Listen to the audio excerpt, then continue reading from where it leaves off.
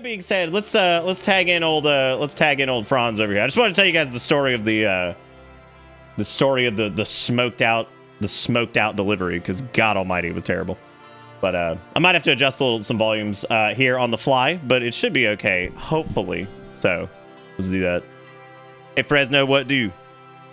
Hello, it's good to be back. It's been how long has it been since we've done something like this? Oh God, at least since before the pandemic. But I've lost all track. If you were to ask me what day it is today, I don't think I could give you an answer. I don't actually know what day it is either. I know it's Tuesday because we did the D&D thing last night, and I knew that was Monday.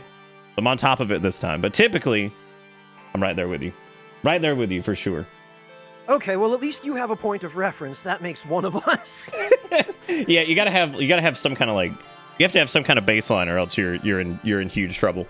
You're in major trouble. Welcome True to enough. Bitterness. Hello, chat. It's me. Nick decided he was gonna have me back, so here I am. Have me back I haven't I even told you we haven't gotten to do nearly as many things.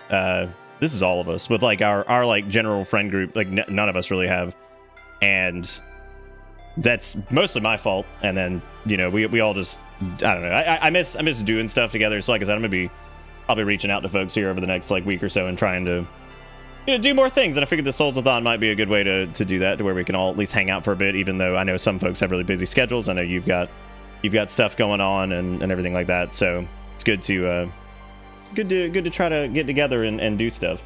Well, Nick, I'll say this again. You and I talked about this a little bit before, and I don't want to rehash it too much. Also, thank you, DZMI. I appreciate that. But Nick, you say it was mostly your fault. It wasn't. It just COVID happened, and it seems like everybody except me had some sort of major emergency or life-changing event happen. And instead of that, I had a huge project that I've been working on, and it's just life. Yeah, it's just life. That's how it goes. Yeah, it's tough. I mean, it's and I feel like you said, I think everybody had something going on, and then it was awful, because I remember in 2021 it was getting a little bit better in some ways, and then I realized later half of the year I ended up with that stupid hernia and had to get that fixed and all that stuff, and that was its own dumb, obnoxious nightmare thing, or whatever. So everybody's just had their own stuff going on. It's not the sort of thing where it's all my fault, we didn't do anything. No, it's not. And what matters is we're here now, right? Yeah, that's true. We're here now. We're gonna do a little demons. I actually realized it's a good thing we're probably not gonna be co-oping those, because I think I'll let my PlayStation Plus expire, because I just kind of. Oh God, that's a good point, Garrison. I did change my Twitch icon. For some reason, I just wanted to. I don't know. I wanted to put an emote up there instead of the logo, because the logo I've always felt read very poorly in small form, so kind of just changed it. So there you go. I also use one of my emotes as a logo, and I think it works a lot better. Yeah, I think it's better, because it's just I don't know. I feel like Twitch icons, especially, they're so tiny that it's. I mean, they're just super small, so you can't really see it anyway. So what's the point of trying to do a logo there? Yeah, and they're meant to, Twitch emotes are meant to be seen at that same size on Twitch, so they make the perfect avatar, right? Strip asked if we could get a video of a fireplace going in the other corner to represent Franz. I had an idea of what I was thinking, but I decided not to do it, because I was like, I don't know which thing I'd use. I was gonna grab one of your emotes and put it behind the camera, peeking over, and just see if anybody noticed. No, you could. I mean, I'm not one to stop. You go for it. It's fine. It's all good. Jalapeno. All right. And anyone else I missed in chat, hello. Yeah, hey to everybody. I know we've been jammering and yammering. I want to say thank you, by the way, Zaris, Sib, Literacy, Garrison. Try to get through this reasonably quick so we can get going. Honor and Zest. Thank you for the follow. You guys are great. Use the fridge man emote. Just the entire fridge. I do remember the discourse over the fridge, because I remember laughing, because for the longest time I thought it was a Bic lighter, like one of those really nice ones, like the metal ones. And understandable that you would. What I really should have asked for when I commissioned that is I should have specified a fridge with what are they, like French doors, the ones that open sideways, instead of the old 1950s. Oh yeah, I guess that could maybe work. Hey, Zippo, not Bic. There you go. I couldn't get my lighter brands mixed up, because I don't really use lighters very often. I guess don't have a don't have a lot of need for combustible stuff over here, I suppose. So don't need to be lighting anything on fire. I feel like that's a bad call for me most times. So indeed. Yep. Although every now and then I'll have like a cup of tea on a little tea stove, with like a trivet with a tea candle under it. But yeah, well, that's like a little candle's not bad, but thankfully I don't live with any smokers or anything like that, and lucky for you, yeah. Any of our heating, of course, since it doesn't get super cold down here, all kind of comes through the we just do like central heating and air, so there's no fireplace or anything like that. Most of the time, fireplaces are typically, I mean, they're pretty common down here, but I've never quite understood why they were so common, because I mean, I think they only really show up in older houses, but when new houses have them, I guess some people just like fireplaces, which I can understand, but yeah, I think it's more of just an interior design element. In fact, a lot of the fireplaces that I've seen in houses further south in the United States aren't even functional. Like, they're not hooked up to a chimney. They're just sort of like the hearth, just for the appearance. Yeah, because most of the time what you'll see is you'll see non-functioning, even with no, like you said, no chimney, but they're like gas logs and things like that. But I think you actually still have to have... Yeah. Or like an LED screen or something. Oh, yeah. Just looks like a fire. it's a heater with like a screen. I have seen those. Are so weird. Like, I mean, I guess it makes sense for something like an apartment, because like when anybody's like lighting up a damn fire in an apartment, like, I'm gonna burn this son of a bitch down. It's going. Like, what, Nick? You don't light a bonfire in your living room whenever you need heat? Oh, you don't just kindle that? Just throw some sand in the middle of the floor and be like, I don't think this will spread. It'll be okay. Like, just put some sand and some rocks, and put a little circle, and you're good. We've got a smoke detector. It's fine. Yeah, they'll let us know. God almighty. It's just... I have actually seen... So while this turns into... Because this could easily go south and we just talk about interior design shit all night. We did last time we spoke. That is true. The funny thing about that is, like, I have actually seen apartments here in South Carolina that have fireplaces in them. Because normally they're older buildings, right? So, like, they have these older buildings that'll have fireplaces in them. And I'm like, I feel like this is the worst idea I have ever seen with this, like, multi-level apartment building. Some off to the side have, like, fireplaces. And I just can't believe it. I'm like, what? This seems terrible. And most of the time, if they had them, they normally had a clause that was like, don't actually use the fireplace. It's not real. I'm like, what? Just put a wall over it. Get rid of it then. Like, what are you doing? Look at this non-functioning piece there, and it's just amazing. You'll appreciate this, Nick. I actually, a number of years ago, when I was still working in a previous field in a past part of my life, we used to sometimes visit the boss at her home during the summer program that we ran, which she had a fireplace, and on one particular occasion, she left her home in the care of one of the longtime employees who had previously been a client there, and he'd been staying there while she was on vacation. And we get there, and she apparently didn't tell him that her fireplace had a flue that had to be opened in order to light the fireplace. So we show up to her house with like 6 vans full of kids, and we go in, and the house is just filled with smoke, and all the windows are open. Oh my God.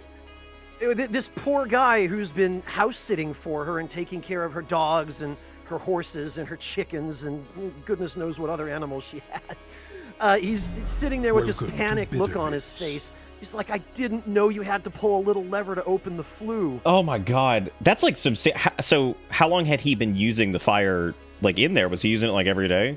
Well, no, that was the first time he'd attempted to light the fireplace. Okay.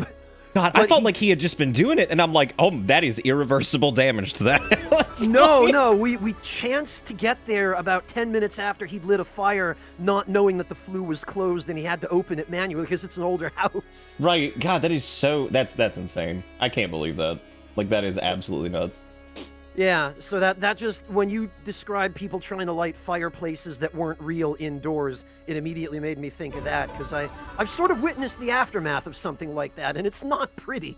No, that's absurd. I can't think of any... I actually have never had to deal with... Actually, I've only had to deal with a house that had any type of smoke damage once, and that was a... God, that was back when I was... I used to work... when I was younger, I used to work in a carpet place, so I would do like carpet removal and stuff like that. Okay. Man, I saw some nightmares in there, and there was one place that had a similar issue, I guess. Like, something happened with the fireplace, and there was a fire in there, but they contained it. But, like, I had to pull out, like, singed, like, just, you know, smoked out carpet, and that was... I mean, we had to wear, like, actual respirators going and doing that, because most of the time, pulling up carpet and stuff like that's kind of difficult anyway, especially on your lungs, because all the dust and crap that kicks up. But I guess if there was, like, actual fire damage, it was... Yeah, contained in quotation. They contained it enough. I mean, like, you know, it didn't burn the entire house down, so I guess there was that. But yeah, that's the only time I've ever had to deal with anything that had like actual fire damage. Thankfully, because I don't think I've ever actually had to deal with anything like that. I do know it smells to high hell, and typically most places just have to be torn down, or the areas where it was affected just ripped out, because smoke is the great destroyer, man. That stuff gets everywhere. It is, and just the structural damage from fire sometimes can render a building unfit for habitation. Yeah, that's true. That's true. I mean, I've seen, like, I have had to work in houses where there were, like, heavy smokers, and that is also really miserable, because, I mean, that just, like, permeates the walls, and, like, it's so bad that, like, sometimes, I remember there was a house that was being renovated that did have some smokers who lived in it, 2 of them.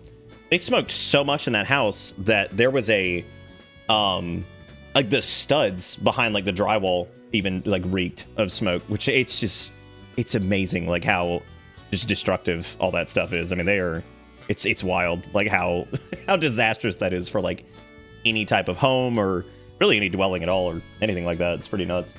Being in a tobacco zone as a non-smoker is a special kind of hell. Yeah, I would agree. I mean, I grew up in that because my mom was a smoker. Oh, really? Yeah. But she typically smoked outside, so thankfully...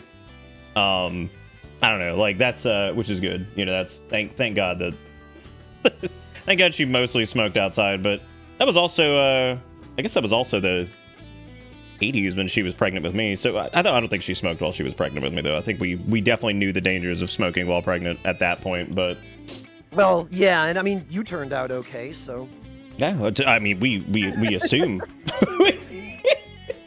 Some would probably question that, I'm sure. I don't know. I think we've got enough established precedent that we can conclusively say you turned out all right. Yeah. I tell you what, though. We'll go with okay. I mean, okay. We'll we can debate the particulars. Cigarette damage is terrifying, though. Like, I remember in 2009, the last time I was in Japan, I went to the Akihabara. It's called the Super Potato. It's not actually a restaurant. It's a retro game store. Welcome to And Bitter there are a bunch of Bits. other places like it that I checked out as well in the same general area. The Super Potato is the most famous one, but you can go into these retro game stores in Japan, and because it's a country that there's so many smokers there, and there are a lot of reasons for that. Like, the tobacco industry in that country is partly owned by the government. Yeah. And there are far fewer regulations on it, and it's much less expensive to buy tobacco, so everybody over there smokes. And because it's such a high-stress society, the people who smoke tend to be, like, massive, massive chain smokers. Right. So you walk into these retro game stores, and you go to the used console aisle, Oh, and, like, 2/3 of the used consoles are yellow God. with cigarette smoke. Mm-hmm. And there's a big difference between, so, like, a lot of the plastics that were actually used in the 90s for, like, a bunch of retro consoles and stuff like that, they would yellow naturally on their own from light exposure and all that stuff. However, it was actually really funny because there was I had two Dreamcasts. Welcome to Hey, Bitter Pingu. Bits. I had 2 Dreamcasts, and one of them naturally just kind of got yellowed over time, just, you know, from existing, right? And then I actually saw somebody it was a smoker's one, because I thought that maybe it was like we were saying, like, smoke damage or whatever. And my God, it was the difference in, like, the tone of, like, the yellow and everything like that. Like, it was just this noxious looking, horrible, you know, nasty dark yellow color, as opposed to kind of like a light yellow that you could easily use, you know, some retro brighting solutions and stuff like that to fix them or whatever. So. Oh yeah, you can tell the difference between natural yellowing and smoke damage. Oh yeah, it's bad. Like, it's so terrible.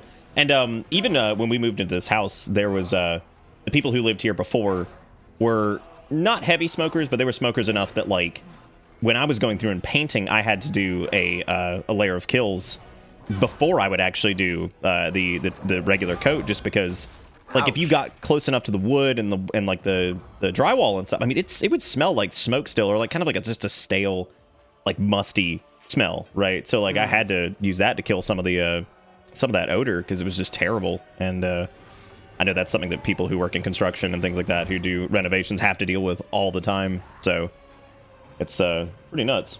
But it is, although I kind of get the impression, I mean, it seems like there are fewer smokers in general nowadays, but it seems to me that a lot of the people who do tend to work those kinds of jobs, like construction or demolition on the opposite end, or that sort of thing. So maybe they don't mind it as much. I don't know. Yeah, maybe. I know Step Aside Pops was saying that they're really happy that vaping overall replaced a lot of day-to-day cigarette smoking. It did for a little while, but the FDA cracked down on vaping so hard. They cracked down on it harder than they did on cigarettes for the most part. Well, maybe not harder, but they started to basically apply a lot of the cigarette-based laws to vaping, which has kind of crushed that industry a lot. I don't vape anymore. I haven't in over 2 years, but yeah, it's hurt that market really bad, which is sad because it helped a lot of people quit smoking that I knew, and it's such a bummer. There was actually somebody I knew who had smoked for like 20 years who switched over to vaping, and they stopped smoking altogether, and they felt so much better afterwards. And naturally, any type of inhalant's not really going to be the best, but it's infinitely better than, you know, inhaling some kind of like combustible bullshit, I guess, or at least as far as we know. I'm sure the long term side effects will show that it makes you grow a second head or something like that, but whatever.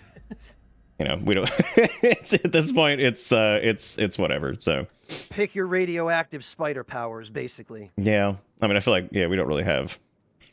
Most things will kill you in non-moderation. So there you go. I mean, everyone who's breathed oxygen ever has died. That's true. Yeah. Did you know that water is like super dangerous? You can freeze that shit in the shape of a knife and stab somebody. Mm-hmm. Yeah, no, dihydrogen monoxides. I mean, that's like, listen to those chemicals and shit that's got in it. Ugh, terrifying. Absolutely terrifying. Thank you again, DZMI, Pingu, all you guys for the gift subs and stuff. I appreciate it. You are awesome. You can protect yourself from the water with those horse pills. I did hear that. Yeah, I heard you could pop a couple dewormers and you'll be good to go. Did hear that. That's good stuff. good stuff.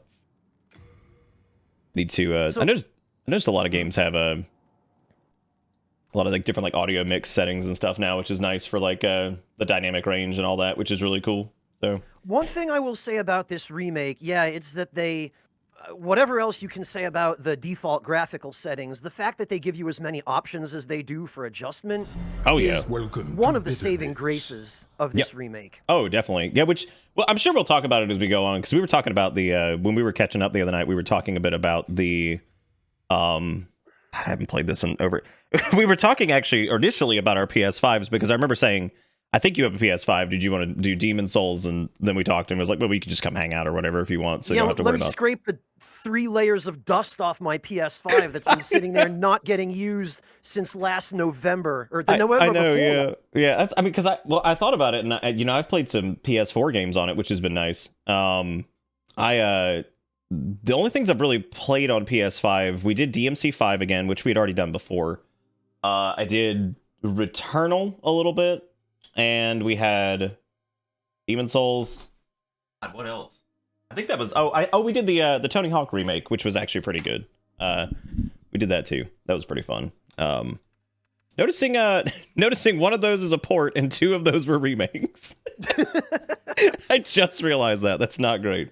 But Jigokuro, to your question, and Nick and I are probably going to get into this more as we go. There are things that this remake did really well, and there are things that I just look at the decisions Bluepoint made and I go, why? Why would you do that? And when I say saving graces, I'm talking about, Nick, maybe you can speak to this as well, but the default filters and graphical settings in the remake are horrid. Awful. There's some pretty intense ones for sure. Yeah, it's the like the first thing I did when I first booted this game up is went looking for the graphical settings to turn off all of the filters, turn off the bloom, turn off motion blur, turn off this, that, and the other. Like, yeah, the motion blur is killer. Yeah. Yeah, I spent the first 10 minutes just disabling all of the graphical fluff. Hmm. Yeah. Oh yeah. Motion blur is one of those things. I feel like motion blur is a lot like NFTs, where it's like universally most people do not seem to like it. This is going to be an interesting analogy. I don't think anybody in chat is going to defend NFTs, but some people might defend motion blur. But motion blur in the right spots can be pretty good. It's just, but it is one of those things that I see so many people who just outright fucking hate it, like completely, right? And then it just keeps showing up everywhere. But the nice thing is, most places now, or most games, have the ability to cut it off, which is good. Yeah, they should. Like, if you're gonna shoehorn something like motion blur or excessive bloom into your game, let me turn it off at least. Right. Yeah, which is good. I mean, like I said, most of them do allow you to turn it off now, and I think that was probably because it was becoming an issue for people with like. Because I think it does attribute or contribute to motion sickness pretty bad, which I don't personally get, so I typically kind of forget about it. But you know, I do know that there's a lot of people out there who have some pretty bad. I mean, by a show of hands in chat, who gets like reasonable to even like small levels of motion sickness? Because like I've never had it, so I don't know what it really feels like or anything like that. But I don't know how many people actually get it. 'Cause I know there's probably several people who get it. Do you get motion sick, Fresno? No, well, I used to as a kid, but it wasn't as much motion sick. It was that I just I had a really sensitive proprioceptive system as a kid, and so like I remember there was one time when I was at summer camp, and I was, I don't know, maybe 10 at the time, and the particular camp that I was at had a lake, and they had a motorboat on the lake. And they decided, well, it would be cool to take the kids out for rides in the motorboat, which would have been fine for any other kid. But for me, that kind of motion was way too overstimulating, and I just absolutely couldn't handle it. And I ended up being forced to go on the motorboat against my will, which was asinine because there were a bunch of kids in line who wanted to, and here they are forcing me to go first who didn't want anything to do with it.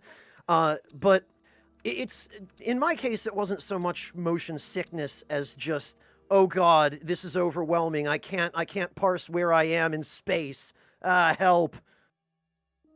But not anymore, no. I think it's interesting that now hearing that, now we both have some weirdly semi-traumatic boat experience from when we were kids. Oh God, you too? I have this really weird fear of, I don't mind being in a vehicle that like goes fast. Like let's say if it's a car that can, you know, accelerate really quickly, like as long as I'm in control of it. But planes and, you know, trains and stuff excluded, because like it's big enough that normally it's pretty imperceptible, I guess. So it's more specifically cars, and I guess there was one time with a speedboat. I don't like being on stuff that can accelerate super fast. Like I don't get sick, but it makes me like really panicky. Like most like like I said, larger vehicles doesn't really bother me. But and it's mainly because when I was younger, one of my cousins, they were picking me up from school, and they decided to go like, I swear to God, like 90 miles per hour down a hill in a car. And I was probably like 5. My mom about killed him because I got home and I was crying because I'm freaking out over this whole thing, right? And she was like, what in God's name were you thinking, right? Like, you're going to kill yourself and my kid. But then there was a time when we went to Florida when I was really young. I was probably like 9 or 10. And it was like kind of rainy and like sprinkling. And we were going to do an airboat ride. And I'm just like, I don't want to do it. I'm like, I don't want to do it. I don't want to be on this thing that goes like super fast. And also, the rain is probably going to hurt. As it turns out, the rain wasn't the problem. What the problem was the insects. Oh, God. Yeah, because like every fly on the planet, like it's floating around out there that's just buzzing around the Everglades or whatever. Like, it's just pelting you in the face as you're going through. And like, there's this hilarious picture where we get back, and I wish I had it, but it was at my mother's house before we sold it. I'm sure my sister or somebody has it, but it's this picture of me standing with like my family, and I look so miserable down in front, and I'm like, why was I so unhappy? And I'm like, oh right, this was where I got assaulted by insects on a stupid airboat ride that I didn't even want to go on, and none of us had fun. Like, none of us had fun, and I don't know why in the world we did it. It was like this just miserable experience. It was like, look, an alligator. It's like I could see alligators where we were. They were walking around. Like, I didn't need to go on an airboat and get assaulted with bugs to see the damn alligator. Well, that's the epitome of a family vacation, isn't it? There are a few things that necessarily will happen on a family vacation. Number one, your parents will go out of their way to choose activities that no one wants to do, including them.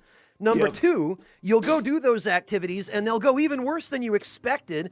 And then number three, afterward, your parents will pretend that they had a good time and try to cheer you up by acting like nothing happened. I feel like these are absolutely. universal family vacation experiences. Oh my god, that's how it always goes. Like it's always just the nightmare chronicles of family vacation. I gotta actually add this thing from. I need to get a command here for anybody who doesn't know who's joining us tonight. This is my old friend Franz. He goes by German Spy since I didn't do a proper introduction earlier. Hello, I'm Franz. And he's a real great dude. Like I said, we've known each other forever, so quite a while. It's been a long time. I was actually going to make a little command here so that way we could let people know who you are if they come in and they're like, I'm not sure who this person is, because it's just been a long time since we've done this. So the Italian Saboteur, that's it. Make sure that works. Bam, there we go. There are probably quite a few new people in your community since the last time I was here. There's a few, I think. Yeah, you know, stuff is weird. We live in a very strange category of Twitch where we're not big but not small, and it's weird. it's a strange little valley we live in. Yeah, we walk a bit of a weird line, don't we? Yeah, we do. Yeah, we do. It's a weird one. It is a weird one. The man, the myth, the legend, the always tired, the culinary master of Fresno, the German spy, von Eisenheim. That's pretty good, sure. So that was. Did you see how fast they ripped that out? That was strong. Shersha was probably workshopping that for the last half hour. He's one of my mods. I know him. I know how he works. Oh, okay. Yeah, that's pretty good. Or they just had it. They had it ready to go. They had a feeling that this may happen, like under their skin, right? They knew it was coming. So we talked a little bit about this the other night, but we could probably get into this more. One thing that bugs me about this, and it's such a stupid thing, is it's very difficult to make like some monster terrifying character in this because of the changes of the character creator. They added yes. Mm-hmm. Yeah, they added some reasonable caps on some of the values so that it doesn't turn into a nightmare. But you were telling me, and I didn't know this, that apparently when Bluepoint was doing this remake, and I'll let you go into more detail because I'm sure you know more, that apparently like a lot of the visuals, especially when it came to like facial structure and stuff, was overlaid on the original, I think. Well, the entire new graphical system of this game was overlaid on the original engine. Basically, what they do is they took the original Demon's Souls game engine, which handles all of the AI, all of the enemy behavior, all of the physics, that kind of stuff. And they overlaid on top of that the new graphical engine, which just essentially they run both engines in parallel. The graphical engine, the new one, handles stuff like the lighting, the textures, and the visuals, that sort of stuff. And the old engine runs in parallel to that, and the enemy AI is just pulled straight from the old engine with no modifications whatsoever. Mm-hmm. So the exact enemy behavior from the original is what you get in the remake, to the point that anyone who was there for my stream of this will remember we had a somewhat amusing moment. In the original Demon's Souls, there is a bug that they never fixed where if you show up in 1-4, the final area of the Boletarian Palace in pure black world tendency, and Bjor is there, because of a bug, Bjor is hostile to you. And he's only hostile in pure black world tendency. If your world tendency changes while he's there and you come back, he won't be hostile anymore. But if you show up at any point while he's there and that area is in pure black world tendency, he will walk up to you, stand there, deliver his line of dialogue, and then when he's done talking, he'll smack you.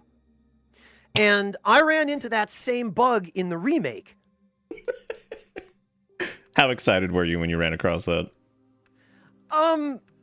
I, for all the world, would have thought that they might have fixed it, but that just serves as proof that, no, every last line of AI code is just being pulled straight from the original engine. Yeah, I think some of the major changes, I guess, were I know, because I remember asking when this first came out, because I was really curious, because I did manage to get a PS5, like, relatively early. I remember talking to chat about it, because I think a couple people had played already, and yeah, there's Lexi, a poll up, by the way. Fix that. Sorry, Nick, go ahead. No, it's okay. I was just letting people know there's a poll to whether we do a buoy or a grill. I didn't mean to interrupt. Sorry about that. But the what No, were we that talking was about? me. Sorry. Oh no, I don't even remember what we were talking about. That's okay. We're old. So I spontaneously responded to a comment in chat, and I okay. didn't mean to sandbag you. No, it's fine. No, that ain't sandbag. Trust me, I've been sandbagged. I know the sandbag. I also have sandbagged in the past, so I know a little bit here and there. But yeah, chat. There's a poll at the top of chat if you want to go vote on a buoy or a grill. I don't really care either way. We can't make a monster, so there will be no Pentelanus or Pentelanus adjacent creature in the Demon Souls remake. So I apologize. I mean, I've seen some pretty monstrous faces here. I think your original point was that we were talking specifically about the face gen module that FromSoft used in the original Souls games, Right. and how that ended up undergoing some changes in this remake because Bluepoint basically had to update it to match the rest of their graphical engine. And so now, instead of making something that looks like a Pentelanus, you get, I mean, I don't even know what you would call it, but you get a different sort of monster appearance. Well, it's like the monstrous things. Thank you, Sad English Major, for the 5 gifted subs. It was very sweet. And thank you, Alias and Peeve and all you guys. Zarek, I really appreciate it. Sorry if I'm missing some stuff. I actually, really quick, for anybody who normally is here, new people, I guess this doesn't really apply to you. We actually changed for the first time in like 9,000 years. I finally had enough of the default donation sound, and it is officially gone. There's a placeholder in there, but I couldn't take it anymore. We've had it for like 6 years, and it drives me nuts. And like it hit the other night, and I was like, I'm so tired of this joke. I was tired of this joke like 2 years in, so it's gone. it's gone. So no more of that because it drove me insane. Anyway, no, thank you everybody. Mithrillus, Sad English Major, all you guys, you're fantastic. Thank you for being wonderful. We could try to make a monster, but I was gonna say, I think the monsters mostly came from the facial expressions that characters made, which were terrifying. Like there was even, I think I put out a tweet at one point right after we did this, that like the smile expression is absolute nightmare fuel. Like it is horrifying. It is, and that there was a quirk of the face gen module that it's always had ever since Demon Souls, where when you click the generate similar face button, it can, so basically, and this is one of those weird technical things that no one really has any reason to data mine because it's not interesting for the most part, but it's relevant here, so I guess I'll share a little bit about it. Every slider in Face Gen, every setting that you can change, it actually has a numerical value behind it on the back end between 0 and 255. And what can happen if you mash create similar face or continually re-roll your settings is that those sliders have algorithms that that kind of restrict them relative to what the settings on other sliders are.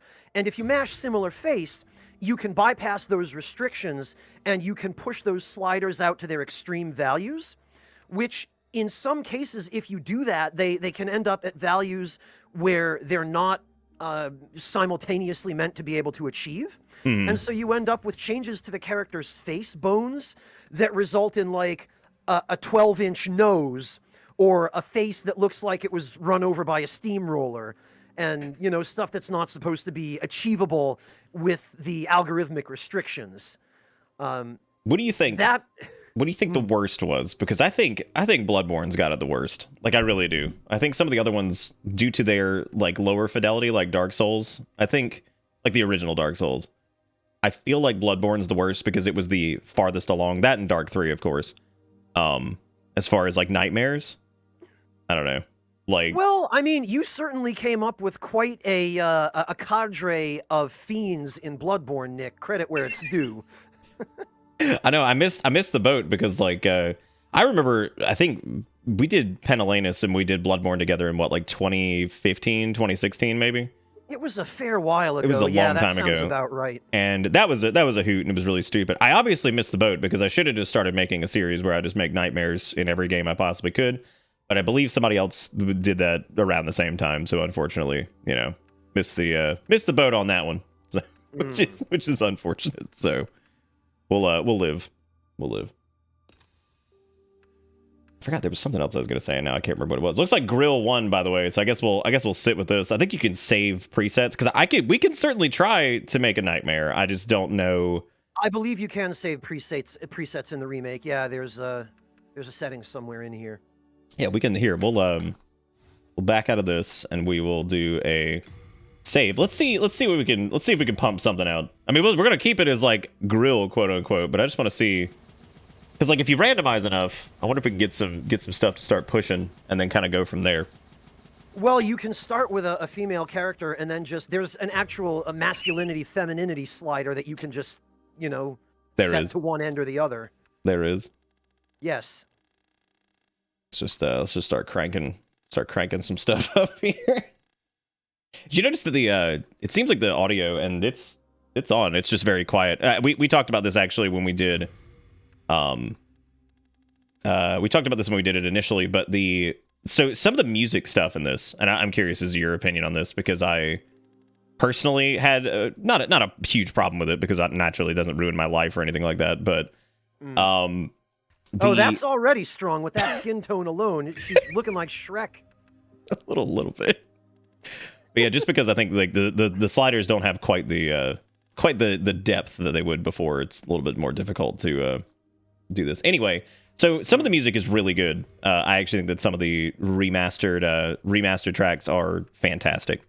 However, I've always thought that some of Demon Souls' soundtrack, it was very different than like Dark or Dark 2, because Sakuraba did the soundtrack for those. I think he did most of Dark 2. I don't know if he did all of it, but I know he did a good chunk of it. Yes, and Demons was Yuka Kitamura, I believe. Yeah, Kitamura. Yeah, that sounds right. But because of like Demon's whole thing, it always had a very like the soundtrack had like a very like ghostly quality to it. Like it was really just kind of out there, and it was very faint sometimes, very light. It wasn't overly orchestrated or anything like that. Like it had its own kind of unique motif to it.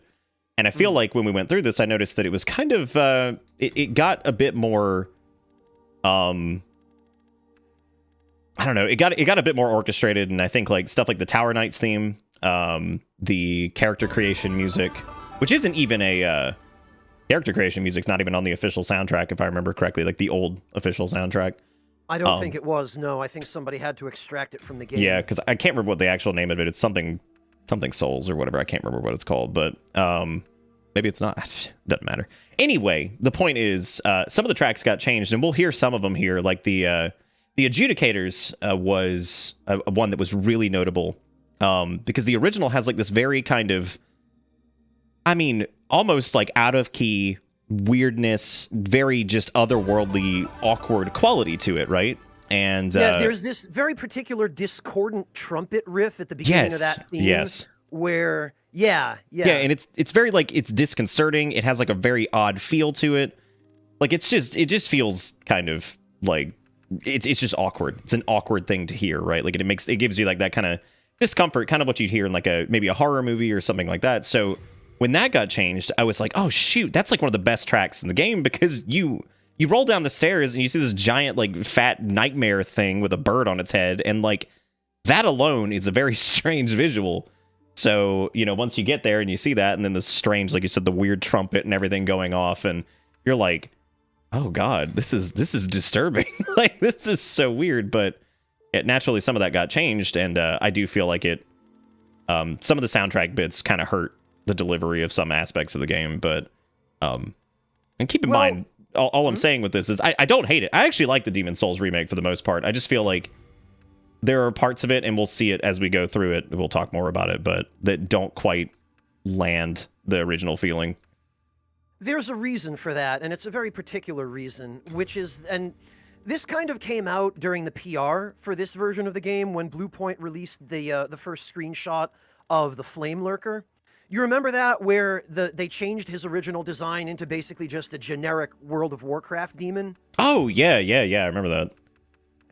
Well, that kind of encapsulates my overall issues with this version of the game, which are basically that Bluepoint, they had the spirit of it. Their hearts were in the right place, and overall, in terms of raw graphical fidelity, they unequivocally, unquestionably made massive improvements, right? I don't think anyone's going to try and argue that, and I'm certainly not. Mm-hmm. However, when it comes to the actual artistic inspiration behind some of the original designs, they clearly weren't aware of those things from the start, or if anyone there was, they lost the thread of it to, I don't know if internal lack of communication or artists' ideas being overridden by administrators, which is a common thing in the industry, or what. But what it seems like they thought they needed to do, or whoever was in charge of making these decisions thought they needed to do, was to bring the game graphically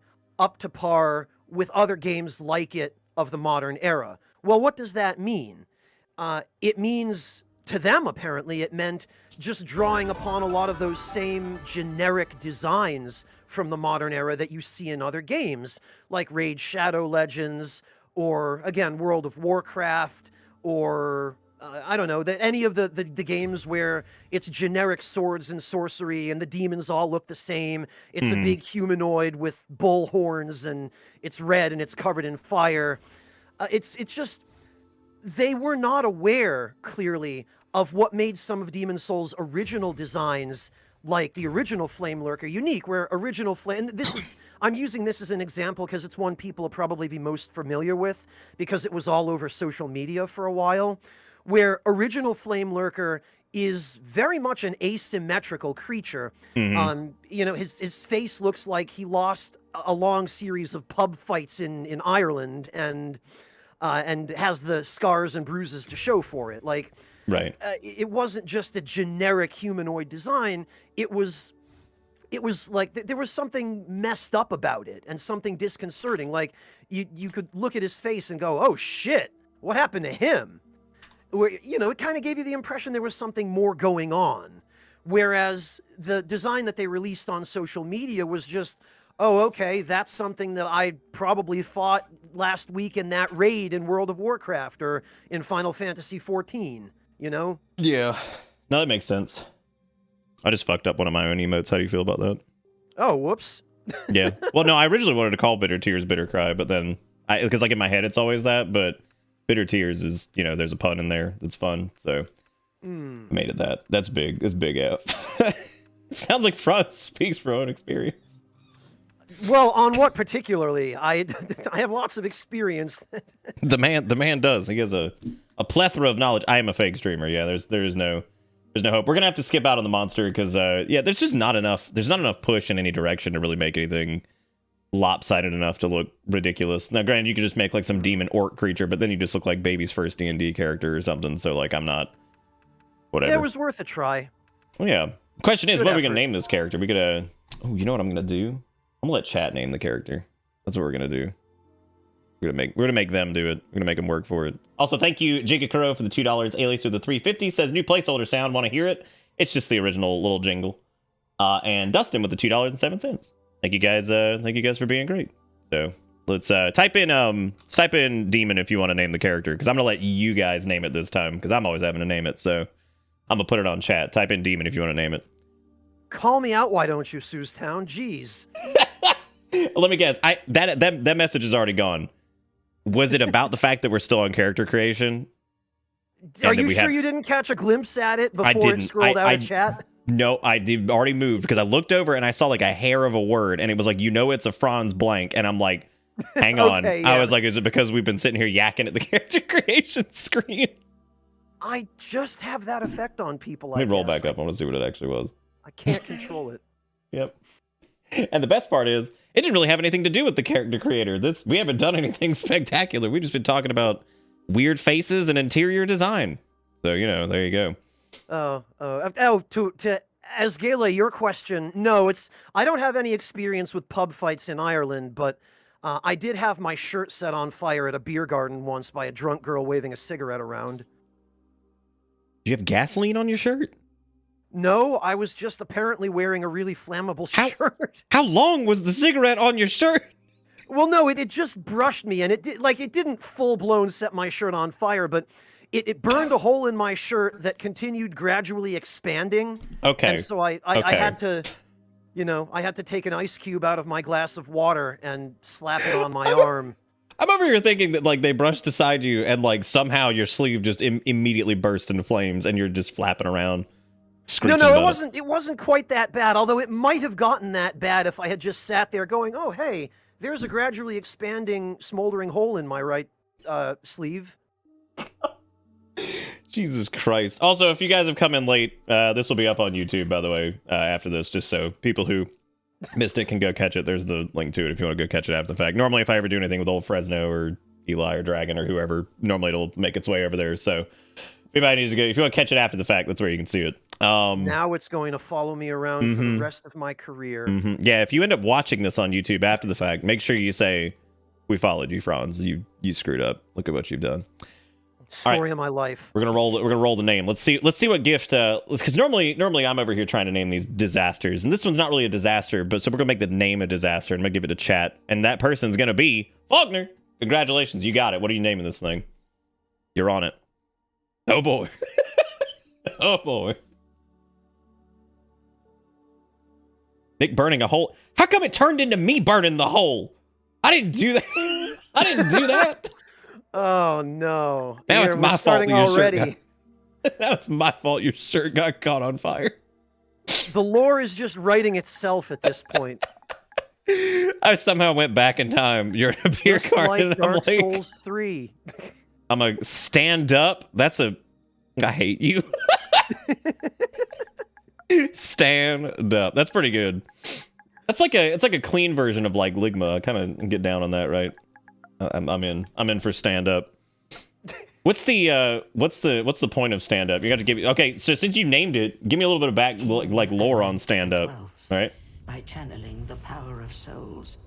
Oh, I'm looking forward to this. Faulkner, pretend you're Hidetaka Miyazaki and you're making the next Souls game and you're writing lore for one of the primary NPCs.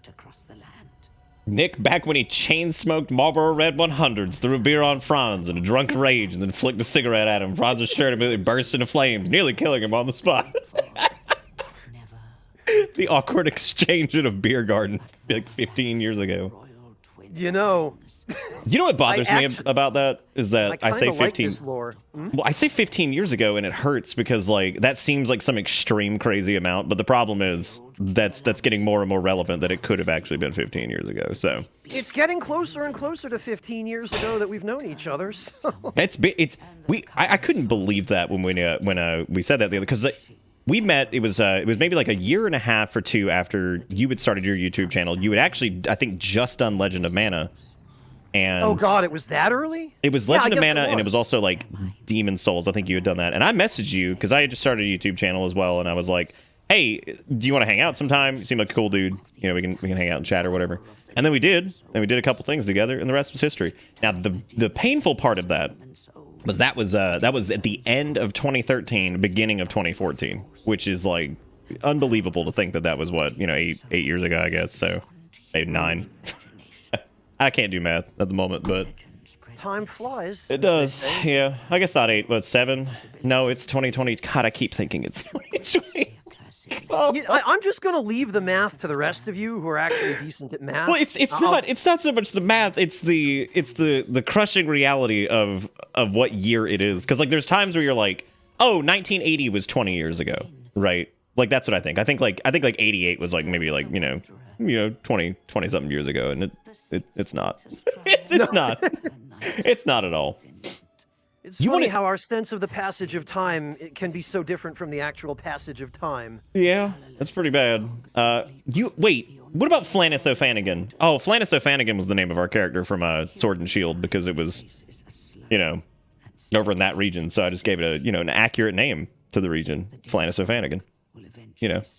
Yeah. That's a real name, right? Shersha, to answer your question, I'm 36. I have a feeling I'm about twice your age. You're about to say you're twice my age. I was like, you were like...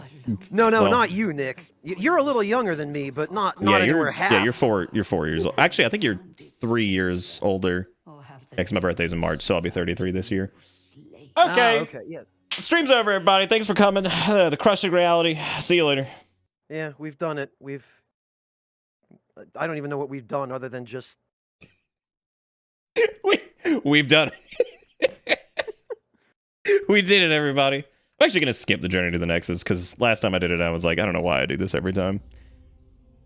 Pointless. But Nick, you can get a few upgrade materials if you survive the fight against Vanguard. I know, right? It's so worth it. I actually only really like... I'll do Vanguard on do Vanguard on Knight sometimes. I really just feel like with Royalty and some of the other like magic-ish starting classes, it just doesn't really feel worth it because I mean you'll catch that up in like one run of. Because also with this, one of the big things was the ability to like the load times, being able to return to Archstones and stuff like that being much quicker. Which means if you farm something like Shrine of Storms or like if you what is he called? I can never remember, the Reaper or whatever. If you farm him, it's pretty quick to run in there, hit him, and then get back out. So yeah, it's. I'm sorry, I just out of the corner of my eye I saw a comment from Jigokuro mentioning something about the last Dono link. oh god, yeah, he does. He's got a link here. Let's see. Let's get some opinions on this one because normally I have to field these alone. Jigakuro's dangerous links. So let's see what he's got. Thank you, by the way, Jigakuro, for the $2. I appreciate it. Thank you, everybody, for your support. As usual, you guys are great. Let me get a new browser cap up because we had to get rid of this for had to get rid of it for the D&D thingy last night. There we go. Let's fit this bad boy to the window. All right, we got a German man just came into the pub and tried to ask for cutlery, but ended up saying, I need some food weapons, and I'll now be referring to them by nothing else.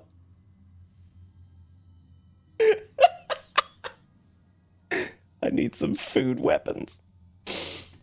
Oh, my God. Well, I mean, it's not technically wrong. I can see where he was trying to go. So upset about food weapons. I might start calling them that now. I like that. Yeah, I think we could do that. I don't know if it'll be. I actually, since I talked about it earlier with that horrible delivery story that I had, I actually had to throw away the plastic food weapons because even those smelled.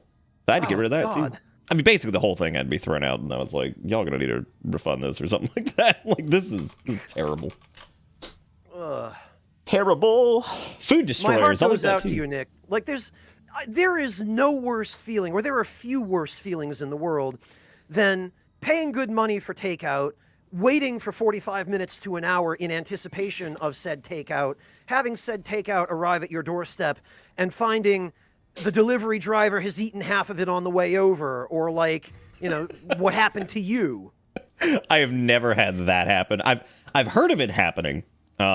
But yeah, I've never had that happen specifically because that blows me away. You see all these stories and stuff of people being like, "Oh, here's a video I caught of my delivery driver eating my food." I'm like, you've got to be kidding me! Like, it's not even from the position of like, "Oh, we're gonna lose our job" or whatever. Like, what a weird thing to do. Like, is it really worth it for like that one French fry? Like, it doesn't seem like it.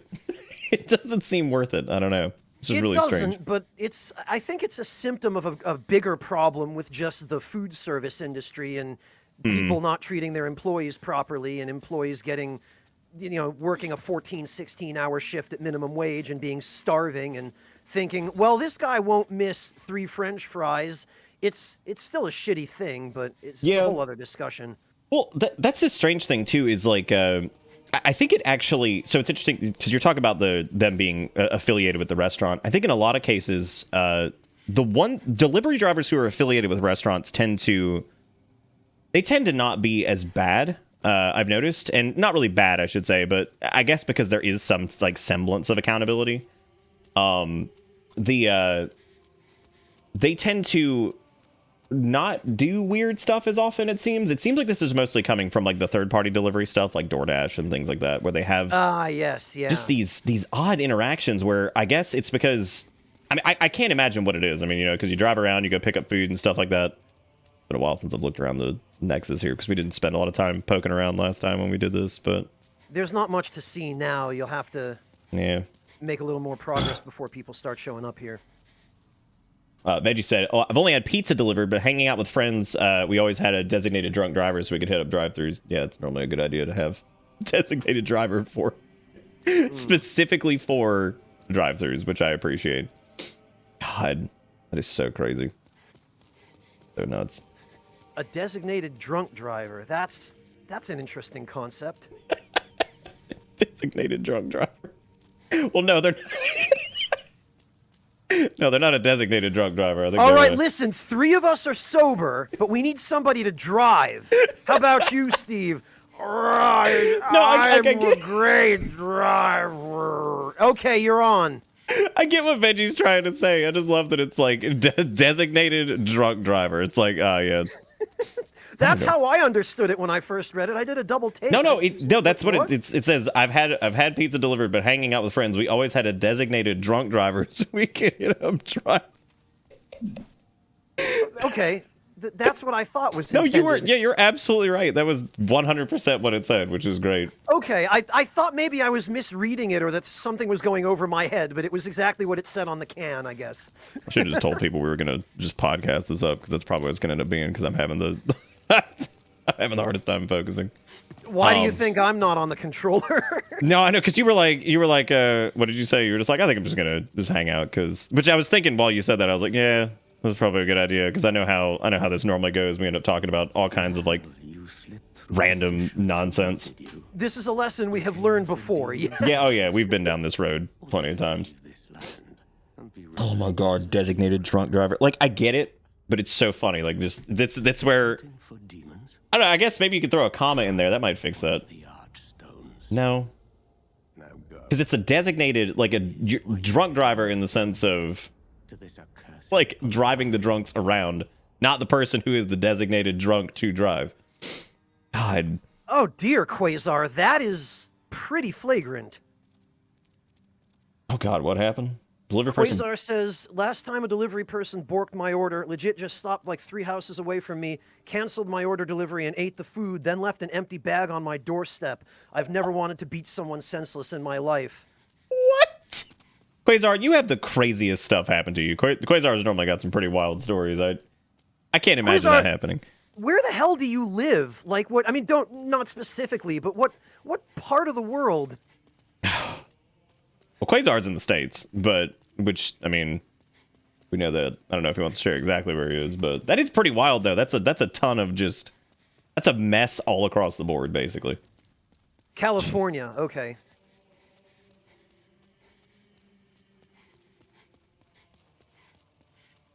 I don't know what's that. Wait, you? Hmm? No, I was just reading chat, running around. I'm just looking at stuff. I feel like other people are starting to see the connection there as well. Yeah, it's unfortunate, but if you're lost, Nick, what you need to do is go to 1-1. What? Oh, I'm sorry. No, I'm just running around reading chat and stuff because there's all kinds of stupid things going on. I'm just hopping around. I did have that one time my order went to the park first, hung out long enough to go on a ride, then ordered my food late. God, there was one time I did have a really interesting delivery story. So there was a night that I ordered food. And I decided I was going to get Taco Bell because I was feeling it. And I ordered the food, and I remember the delivery driver, I don't know what happened, because they confirmed the order, and I was like, cool, all right. And I went on about my way, right? And I look up, and it says, like, delivering your order to Taco Bell. And I was like, two? I was like, wait, what? And I was so confused because it wasn't like, and I thought maybe there was like an error in like the app or something like that. You know, it's just saying, you know, that it was maybe on the way, but like maybe the parameters got mixed up or something like that, right? And it was coming to the house. No, sure. The guy drove it, and it was on the GPS tracking thing they have that shows like where they're at. He drove it to the other Taco Bell. What? And then the order was just canceled, and I'm like, like I'm looking at it, and I'm just like, wait a minute. Because like I think there was a clip of me. I don't know if anybody could find it, but there was a clip of it because I think the dude, I may be misremembering some of it, but I remember I ordered from one, and then like it said he was taking it to the other Taco Bell, and then it was just over. And I'm like, I don't even know. It's like I'm not even sure. I was like, I'm not even sure exactly what just happened there. I was like, that was actually pretty ridiculous. So. I mean, I've heard of restaurants sharing ingredients within the same chain or the same franchise, but that seems a bit much. Yeah, I kept thinking, like, I was trying to rationalize it, right? I'm like, maybe the driver went there to go pick it up, and, like, they didn't have it, so he went to the other one. I was like, but that wouldn't work because I don't think that's how their agreement works. You know, I think, like, the third-party stuff, they go to the restaurant gets the order from the application, and they pick it up and bring it to you. Pretty simple, right? But I can't imagine that they... Yeah, I can't imagine what the hell that was all about because it showed that he went there. So like, like naturally the guy, I don't know. To this day, I have no clue what in the world that was supposed to be or anything. So I don't know. Do you have any wacky, wild delivery stories? Maybe we're better off not knowing certain things. Delivery, no. I have had enough experiences with my orders just being incorrect when they've arrived. Oh yeah. That I try to avoid delivery when I can purely for that reason. So typically, if I'm going to order delivery from somewhere, it will be someplace where I'm personally acquainted with the people who run the restaurant, so that if something goes screwy, I have a point of contact. Oh, that makes sense. No, that does. We ordered like delivery stuff a lot more during the pandemic than we did beforehand. Just due to obvious so reasons. Did everybody. Yeah, and but like after things got a little less crazy, which I mean they're by no means not crazy anymore, but you get what I'm saying. Yeah. After the initial bump there, but we kind of made an agreement to like stop doing as much of it, and so we haven't done nearly as many delivery orders and stuff like that because it's always like up after a while. Yeah, it gets so tiring too because whether or not it's like because there's the financial aspect of it naturally. Like delivery, it's not like crazy expensive, especially where we're at, but it is a little bit more money than just either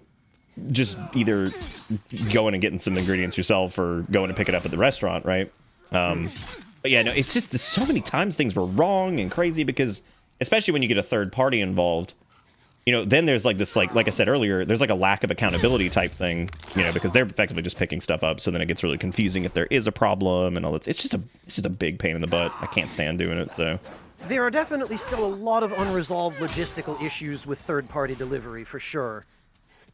Yeah, and I mean, even with first-party delivery, there are enough issues still. Yeah, it's a big pain in the butt. But actually, but as of the past like couple of years, I started cooking a lot more too, and because there's just things I wanted, but like they closed down. Like I had never attempted to make a wanted to make like a tikka masala type thing because the Indian restaurant that was around here, they were astronomically expensive. I mean, for like an entree or whatever, if you wanted to get like a chicken tikka or something like that, maybe like a side of their rice and maybe a little bit of naan. I mean, you would spend like $22 a person, and yeah, maybe you could eat it like twice, but still, it's a lot, right? Like it's a lot of money.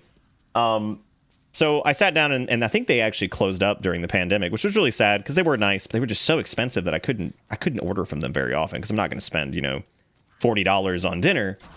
And so since I'm vegetarian, I can't do chicken. So naturally, I ended up making a closer to like just like a chickpea masala. So that was like the protein that I used for it. But I botched the first batch. It was not great. It was tasted fine. It was just not the right consistency and whatnot. But after I attempted to make it a couple times, got much better at it, and now it's something I can reliably make. That's actually pretty close to what not what the restaurant was making, but it's pretty good. And it's I think a lot of people probably had that revelation during the pandemic where they were just like, I'm just gonna try making this stuff myself because like it's such a pain in the butt otherwise.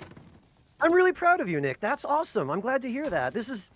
I mean, we're opening a can of worms here, or we're risking opening one, but I am a huge proponent of, learning how to cook, even if not enjoying it, because I know cooking isn't something that everybody likes doing. Oh, yeah. But it's something that even if you don't enjoy the process, you can appreciate the results, and you can save some money. And, oh, yeah. I mean, my mod, Shersha, is sitting here in chat just, freaking out over the fact that you're learning how to make chicken tikka because he's from a part of the world where that's a more common dish. Like the authentic version of that dish is more common. Yeah, and upon like inspection, I guess it would be what I made ended up being a chana masala. I think is how you would pronounce it. Yeah, chana because of the chickpeas. Because of the chickpea. Yeah. The thing I actually want to try to make next is actually the like a spinach like basmati rice or whatever. Like I thought that would be really good, and it's something I've had at a couple other places that was fantastic, but typically like you can do it like you can kind of cook it like a standard way, but there's like a specific type of equipment I guess that they use to cook it at most restaurants if you were to get it. You're talking about a tandoor. That's the oven that they use to cook the chicken. Yeah. Well, the tandoor, I don't think they would use. I don't think they would use that for the rice. I think there's a. Not the rice. No. I thought there's you a specific were talking type of about the meat. like rice cooker. I think that they use, or at least the restaurant that I used to go to, that they would use for that kind of stuff. I see. Yeah, no, it was that's something I want to try, and it's got quite a lot of steps. Like, but yeah, I mean, there's several different things, and especially like stuff like Japanese style curry is like really really good. It's not super expensive to make, and because it's hard to do like vegetarian versions of some things, because like I miss like the curry that had the meat in it and stuff like that, but since that's not something I can do, are you purely vegetarian now? Yeah, as of a couple of years ago. Yeah. I don't know how I missed that. Yeah, I think we talked about it a while. It's not a super important thing, but like it's so like whenever I do like a Japanese style curry now, I'll do just I'll do like potato, carrot, and sometimes we'll do a like a chopped onion or something like that, and then kind of just let all that sit in the roux once it's going and everything like that, and it's really good. And I feel like not having a big staple protein in there doesn't really affect the overall quality of it. Because one thing I did learn, especially during after dropping meat, was that a lot of stuff, it was never really the meat that was like the big draw for me anyway. It was more of like the way it was seasoned and the way it was cooked and all that stuff. So it's been interesting to see some things sans. It's also easier nowadays because like there's so many like protein replacement options, because there's like Impossible burgers and stuff like that. So yeah, they're insect burgers even. I mean there's a ton of like viable protein replacements, and even if you don't look at that stuff, I mean tofu and seitan and stuff like that, it's all really good. So it's good stuff that easily subs as a good protein replacement. Now, I will say, on my rant about cooking stuff, tofu is a big pain in the butt to get exactly right, because amen to that. Yeah, it's tough because like because you never want it to be too squishy, right? And then you don't want it like completely blasted on the outside either. So I've actually found that giving it a good press to release a lot of the moisture and stuff like that, and then like hardly paid attention to the game. I'm probably gonna get killed here in a minute. What I like to do is press out a lot of the fluid from it, and then air fry it is really good. It keeps it nice and consistent on the outside, and then the inside doesn't get all gross and kind of overly squish. Yep. Yeah, a lot of the dishes that you maybe want to cut meat out of, especially if we're talking Middle Eastern or Indian food, that kind of stuff, really they live or die by the sauces and the spices and the seasonings that go into them. Oh, yeah. More than specifically having meat or not. Like, if I had to, this is something I've frequently said, but I don't think I've said it here. So if I had to pick one cuisine that I were only allowed to eat that cuisine for the rest of my life, it would probably be either Indian or Chinese, just because those cuisines are so diverse. Oh, yeah. And they encompass such an incredible variety of different flavors and textures and ingredients that I could probably live with only one of those cuisines the rest of my life and not get tired of eating. Oh, yeah. There's such a like a wide breadth of things that you can get from all those places, and like, different because it's not even just like the region. It's like even within those regions there are like specific like subcultures of the food that's just crazy how diverse it is. I mean, like look at like even like it's interesting for like some of like Mexican cuisine, like specifically that can change based off of like the region that you're even looking at. Oh, so. Yeah, Mexican cuisine's a great one. Yeah, good example there too. Saoirse knows. Yeah, and it's normally really good too. I mean, most of it's just fantastic. It's very, because I feel like a lot of the places that when they cooked large quantities of something, it was always because it was practical, right? It's practical to cook out a giant pot of something, whatever it may be, because it'll of course last longer and whatnot. But or because you're cooking for an entire town. There's that one YouTube channel. I unfortunately I think one of the guys who ran it passed away, but there was this YouTube channel where it's a town somewhere in India or near India, where it's a young guy and his grandfather. I think his grandfather passed away, I remember hearing, and his grandfather would cook a meal for like 500 people in the village that they lived in, and his grandson would film it. And it was a fascinating process to watch that prep with that kind of volume. Yeah. There's that gets like kind of on the topic of the places that have like the never-ending like soups and things like that, which is always really interesting. Yeah.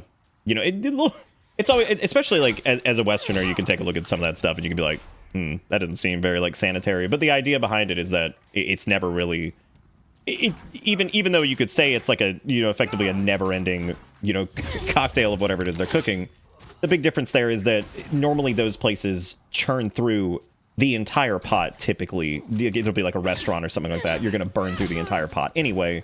So it's more that they're just kind of cooking it persistently, as opposed to you're eating something from months ago, right? Like it'll go through, like, obviously whatever's cooked probably 2 days ago or the day before will probably already be gone, right? So yeah, like the lack of refrigeration in ye olde times wasn't really an issue, because with that sort of thing it'd just get used. Oh, they're still making videos, Raining Robots. Okay, thank you. I'm glad to be wrong on that. I thought I remembered hearing that the grandfather was no longer with us. I'm glad that that's not the case. But yeah, it's interesting that Mexican food comes up, because I actually, not too long ago, I don't know if you know who Rick Bayless is, Nick. Have you heard of him? No, I don't think I've ever heard of him. He's an American chef who basically lived and studied for years in Mexico. Oh, okay. He's kind of a celebrity chef. He runs some restaurants, and it's really kind of adorable to watch him, because he started a YouTube channel a few years ago, and he's this really soft-spoken, kind of very grandfatherly gentleman who he has a really perfect way with words, and he's got a great radio personality, and he's really engaging and fun to watch, but he's not obnoxious like a lot of celebrity chefs. And he's the real deal. You know, he lived and studied Mexican cuisine in Mexico for, I think, a good 20 years, maybe more. Wow. He's got a recipe for guacamole that I tried making a few months back. And it's just general, authentic guacamole, real simple, real few ingredients, but I made it at home. It's the best guacamole I've ever had. I've never had anything anywhere near as good in a restaurant, or certainly not from a grocery store. Oh, I believe guacamole's really weird, because my wife actually makes one that's really good that she actually learned from somebody who was actually native to Mexico. So she got the recipe from her, and it's like it's a bit of a chunkier style guacamole than what you would normally, I guess, come across. And it's super good, because it's mostly, I mean, effectively what it kind of is boiled down to when you look at it before you do a lot of the blending is it's effectively a pico de gallo mixture with, of course, like fresh avocado and stuff. And you blend it all together and everything like that, but you keep it kind of piecey. You don't want to puree it too much, but and there's, of course, some like assorted seasonings and stuff in there, and it's fantastic.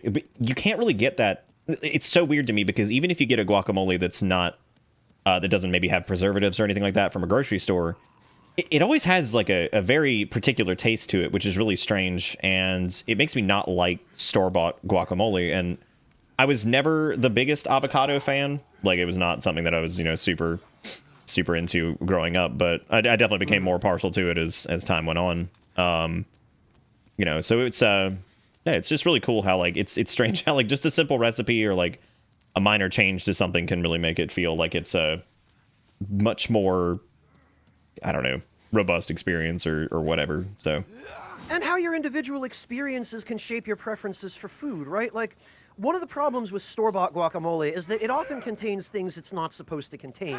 It'll often have vinegar in it, and when it does, it'll usually be a cheaper kind of vinegar, usually just white vinegar. And it'll often have other things. It'll have preservatives sometimes, and sometimes just the packaging, because it's usually sealed in plastic vacuum bags, and that can have an impact on the flavor as well. Oh, yeah. And yeah. Like, to make it at home from scratch, at most, you need some avocados, some tomatoes, some onions, some cilantro, maybe some serranos or jalapenos if you don't have serranos, and then a pinch of salt and some fresh lime juice. That's Rick Bayless's recipe. That's all that goes into it. And yet, fresh guacamole is just incomparable. You just finished making it, and it's like nothing you'll get at a store. Oh, I Also, believe that it. was a really impressive gank there. Oh yeah, no, I enjoyed the fall off there. I went for the swing and took a dip, and I was like, I was considering using my fire bombs on that to go ahead and hit the barrels down the bottom, which is what I normally do. I didn't do that. So well, I paid the price. I'm sitting here talking your ear off about guacamole. Of course, you're No, not I'm way more interested in guacamole than Demon Souls. Like, I mean, I love demons, but don't get me wrong, I'm way more interested in talking about guacamole at this point. We've talked about this game to death for the most part, so. And we Well, I'll played give you a link to the video with Rick Bayless's recipe for guacamole. If you're vegetarian, you've got to try that recipe because it is fantastic. Plus, if you've got like I don't know, a veggie burger or something along those lines, some guacamole on a burger. I'll tell you what. Fantastic. Yeah, I actually do. I do fresh avocado on my burgers most of the time. Very good. Very well. Guacamole is just like 5 steps above that. So yeah, if you like avocado on a burger. Mm-hmm. Yeah, I actually I used to love fried egg on my burgers, which I don't do anymore. But that used to be one of my favorite things to put on them. I'm sorry, Nick. I'm just looking at chat. Wiggy, guac souls. Yeah.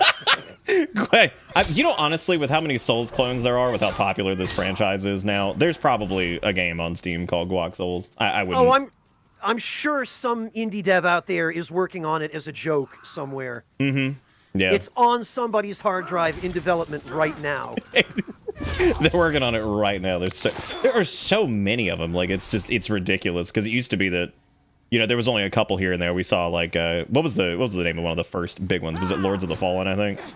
Oh yeah, Lords of the Fallen was the one where they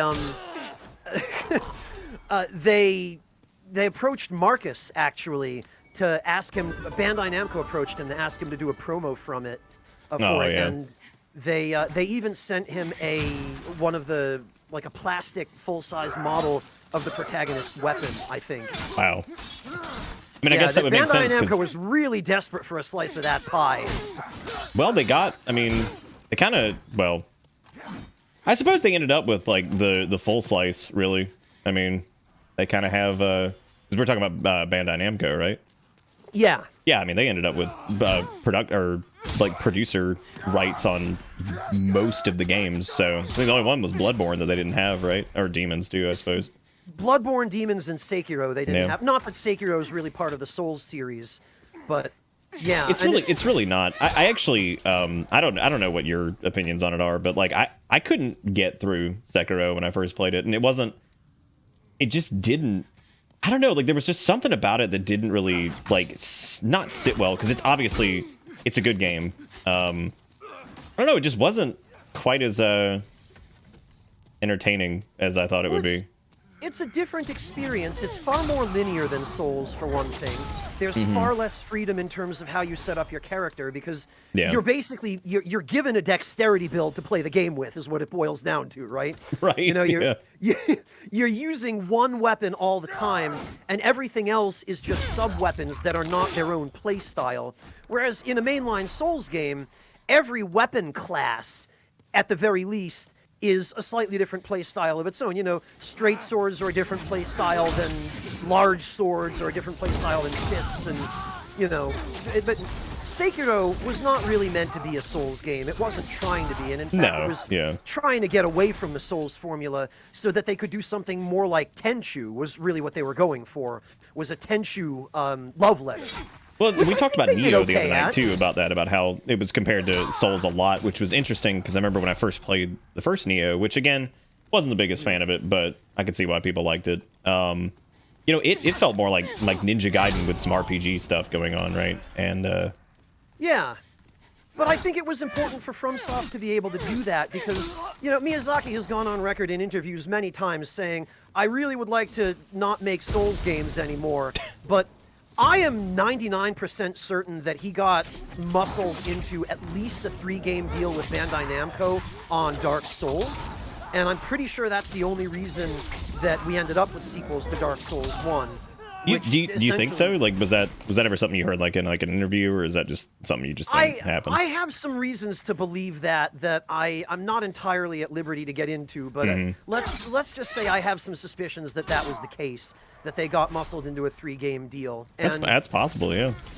And what I can mention is that part of the reason I think they went with Activision, which other people have heard me talk about before as well, is that Activision was a way for them to say to Bandai Namco, all right, look, guys, we're sick of being bullied, and if you're not going to give us more favorable contract terms on our next contract, we're just going to go for someone else. We don't need you. And I guess it worked, because they're back with Bandai Namco for Elden Ring. Yeah, guess so. Yeah, I mean, that's my best guess. I'm not privy to what conversations went on, but I have a sneaking suspicion that it probably went down something like that. But for Sekiro, Sekiro was never intended to be a Souls game. That was just FromSoft. They were involved with one of the last Tenchu games. They purchased the franchise, I think, from another developer. They weren't the original devs of Tenchu, but they bought the rights to it, I guess. And you know Miyazaki, he loves Japan, and I mean, he's from there, so you can't fault the guy. And he's always adding references to Japan in the Souls games, and for a long time, you know, we were in the community, we were having this half-serious conversation that, well, Miyazaki, why don't you just make a game set in Japan, for God's sake? Do what you really want, say what you really mean, tell the story you really want to tell, and just make a game set in the Edo period. You know, just be honest, man. And that's what Sekiro was, I think, was Miyazaki just being honest and going, yeah, I love katanas. I love them so much. I mean, it's entirely possible. I wouldn't be surprised if that was exactly what happened, because I don't know. That's I kind of said when Sekiro came out, I remember thinking, due to the setting and everything like that, was part of why I wasn't super interested in it, because I feel like I was just kind of worn out on that at the time. And oh yeah, so was I. That's why I didn't stream on Imusha when the remaster of that came out. That setting is done to death in video games, and I'm way burned out on it. Sure. Oh yeah, which is understandable. And I think specifically to that note, I remember thinking, and because it was, I don't know if you ever got a chance to play the game Katana Zero.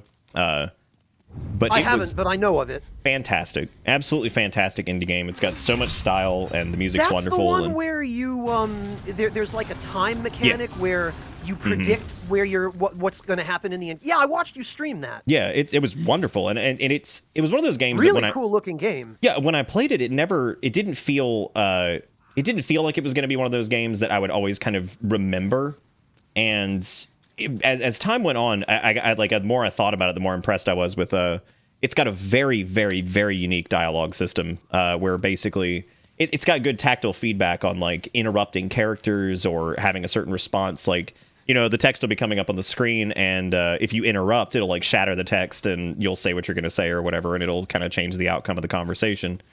And I remember thinking of the general style of Katana Zero, which has definitely been done before, kind of like the futuristic, like, Katana man running around doing whatever. But it made me think, and it was around the time I think I finally got around to trying Sekiro, and I was thinking, I was like, God, I would have loved if Sekiro was set in a similar setting to Katana Zero. I feel like it would have been a pretty, like, sizable departure from what we're used to with, like, the people who made the Souls series and things like that. And I was like, that would have been a fantastic setting for that. And I think it would have been a nice breath of fresh air too, just to see something of, like, in this vein. And again, Sekiro is not a Souls game, but you get what I'm saying. Like, something of that typical style set somewhere else would be really interesting. Unfortunately, let me ask you then, Nick, because have you played or heard of Ninja Blade? Yeah. Okay, well, Ninja Blade, there is a boss in Demon Souls that is just straight up copy-pasted from Ninja Blade. Do you know what boss that is? No, which one is it? Armor Spider. Oh, yeah, I guess that would make sense. It's been forever since I did actually got Ninja Blade. I feel like I saw a playthrough of that recently, but it's been forever since I've even probably seen that game. So, but I do remember it. Well, that's kind of the thing, is FromSoft has experimented with that setting before, at least in that one instance. It's just that the actual gameplay in Ninja Blade was really, really not great. Yeah, I mean, as is some of those older games. That's kind of just how they are. They're just they didn't quite have the gameplay loop down to a interesting point yet, or whatever, kind of have it ironed out. Just gonna cheese the old Red Eye Knight here and make him fall off here in a second. Yeah, yeah, they Come on, buddy. I'm looking for a video reference for you. I can't seem to find one. There are just so few.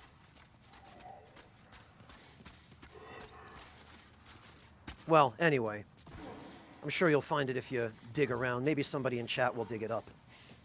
When are we getting a new Metal Wolf Chaos, Eboera? Eboera, you of all people, they not too many years ago, I think the year before last, they released a remaster of Metal Wolf Chaos. Mm-hmm. Metal Wolf Chaos was one of those things that I tried to play it because I heard over and over and over how it was so ridiculous and so fun and all that. And outside of the initial ridiculous nature of it, I actually wasn't super impressed with it. I thought it was funny and everything, but it wasn't quite the raucous experience I was expecting, I suppose. Not quite, no. But I mean, oh yeah. Sorry, let me. Happy about that Front Mission remaster remake. Believe it or not, Sandwich, I don't really play mech games. I can appreciate one that's good, but they're just not my genre of choice, or not among my genres of choice. And KCK, to your point about Medieval Nightman being more done to death than Sengoku era, it depends on what part of the game community you're coming from. I try to look at it from as objective a standpoint as I can. I grew up mainly on JRPGs, but even a lot of Japanese games still have plenty of that Medieval Nightman stuff going on. I mean, Sekiro has a Medieval Nightman in it, even. It does, yeah. So, I don't know. I think they're about equal in terms of how overused they are. Yeah. It's a game I've thought about going back to as well. Like, I don't know, like, it seems interesting enough, and I kind of... Oh, God. It seems interesting enough, and... Like, I feel like if even if I didn't stream it or something like that, because there's been a few games that I've tried to go back and do. Nier is one of those games where I played Replicant, but the follow-up, I never could get through, like, a stream of it just because I don't know, I always... What in the world is going on with the targeting here? That is weird. But yeah, no, I never could quite finish that one. What is happening? Wow, this is... What? I don't know what that was. That was a... Well, my initial strategy didn't work. Normally he'll fall off from the top, but I've screwed it up, so now we're I in can huge shed trouble. some light on this. Bluepoint, this is one of my gripes with what they've done in this remake, is Bluepoint has changed slightly the way that targeting angles work in the remake. And one of the things that they've done, this is probably the single thing for which I am most angry at them, because it is an objectively, unequivocally bad and stupid change. And I can't believe this got through QA. Oh, yeah. Somebody even thought this was a good idea in the first place. But notice how when you're locked onto an enemy, the camera is pretty much directly behind your character. And so your character is in between your camera and the enemy, and it makes it hard for you to see the enemy you're targeting to be able to attack them or avoid them at the right times.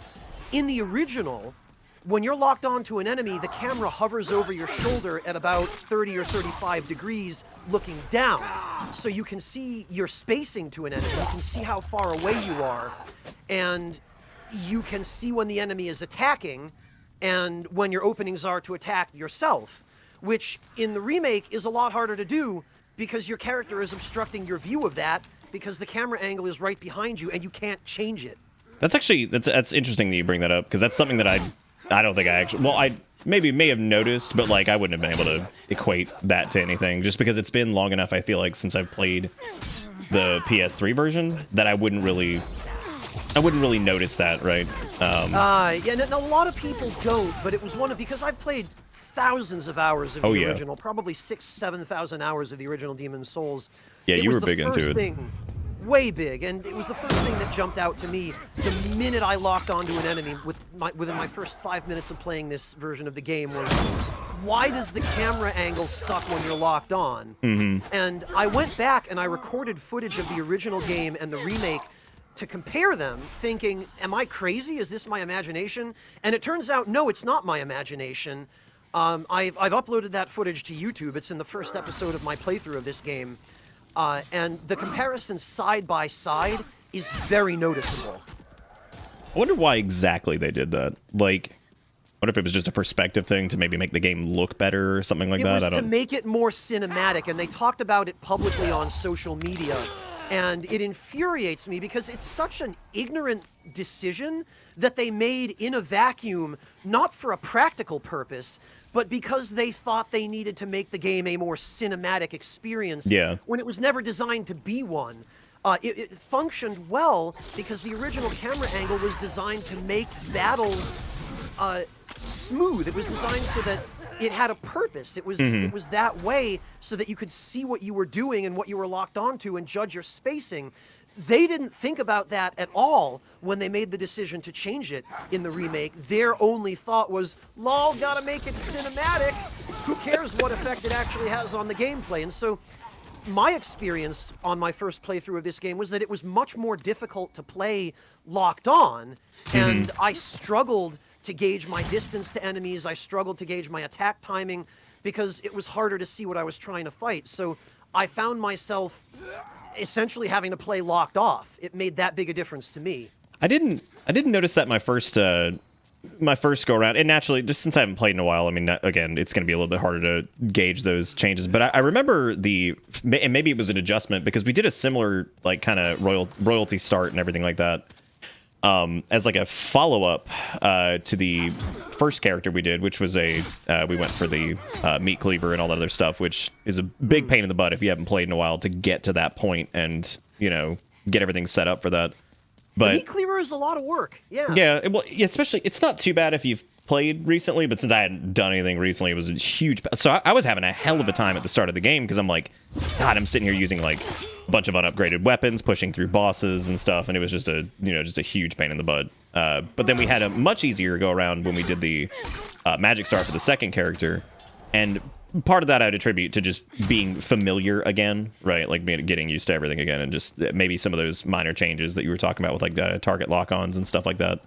Because this will take a little bit for me to get used to playing again effectively, right? Because it's just that moment where you just have to get used to doing stuff because it's been forever since you've done it. And yeah, it's muscle memory is use or lose, right? Yeah, that's true. Yeah.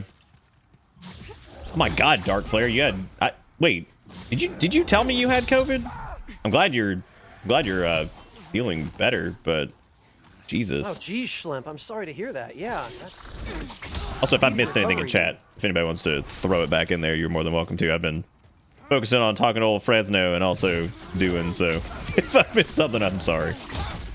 Also, thank you, Everywhere, for the dollar. He says, Nick and Spy playing Demon Souls. Did Arceus isekai me as well? Oh, God. Miyazaki might have. Getting flung into the alternate world here. Oh yeah, that's right. You've been playing that new Pokemon game lately, haven't you? I did. It was really good. I was shocked at how much because like visually I have some major issues with it. Like it is just yes, so does everybody. Everything I've ever heard about that game in the like 2 weeks that it's been out are, this game look like a big poo-poo. I mean, it's true. In some spots, it looks... It's not that the game necessarily looks... it does. I'm not even going to sugarcoat it. It looks pretty bad. But... Because, I mean, I hate doing that. I hate shitting on something like that. But, I mean, it really does look very poor. And I think when people are like, oh, it looks okay, or it looks pretty good, I'm like... I think if this was 10 years ago, and keeping in account that it's a mobile game, effectively... Yeah, Jammy Dorf nails it with the refrain that I've been hearing, which is Arceus looks like a really fun PS2 game. Yeah, yes. and it's weird too because it's and I know it has to do with Game Freak's internal development because they are traditionally used to making mobile games and things like that, and that's definitely their strong suit. But and they also didn't have enough time from the sounds of it because they have a Pokemon game must come out every year. Well, yeah, which is crazy. I know that's very very demanding on them as developers, and like. I think the thing that the games. Yeah, and I think the thing that really makes me sad is that like you look at things like we got him that time. You look at things like Breath of the Wild and stuff like that, and that looked fantastic on launch, right? I mean, that was the very beginning of the Switch. It looked a very pretty game, had some aliasing and stuff like that, but it was understandable, and it was also on the Wii U. Some of that too. Didn't they patch some of that? Didn't they make some graphical tweaks in patch updates to Breath of the Wild? Breath of the Wild it got some patches. I don't know if they ever really did much for the graphical stuff because it was never really bad. They didn't really have to do much about it, but especially with things like water and just like general like character models and stuff, it's just Pokemon Arceus just doesn't look great. But I will say, all that being said, I think it is probably the most fun Pokemon game I've ever played. And the more I mull over that, there's something about it that is just the general loop of that gameplay is really fun. Catching Pokemon feels like it probably should have like 10 years ago. I mean, it feels fun. It's interactive. There's specific circumstances for stuff, and you have to sneak up on them and catch them, or you battle them down, weaken them, and do that whole thing. But yeah, the changes to the battle system in that game seem like a net positive to me. Yeah, no, they're good, and it's actually interesting to see some folks, I guess, who were more traditionally very into the concept of, I guess, like how like the battle system in general for like Sword and Shield and things like that. Of course, you have like Pokemon that have abilities, and there's all this like held items and all kinds of other stuff. You look at it, like all that stuff and off the ledge. Why would you do that? Because he's got this. He's the man. Look at him go. He's got aerial support. He's fine. Aerial support. You up here throwing pebbles at these dudes. He's got it. Look at him. Okay, maybe he's just standing there getting beaten on, but like he's got it. I trust him.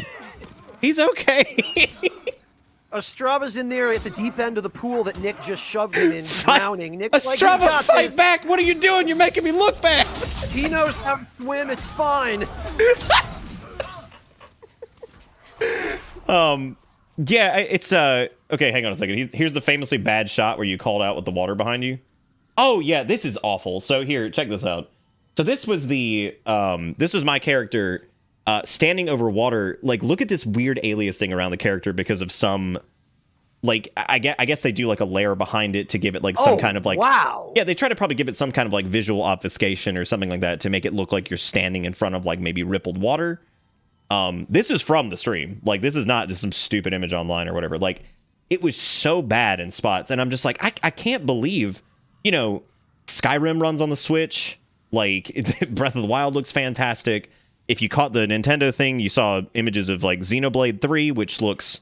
I'm not even a big Xenoblade person, but the game looks gorgeous for a Switch game. And then you see Arceus, and you're like, what is this? Like, this is...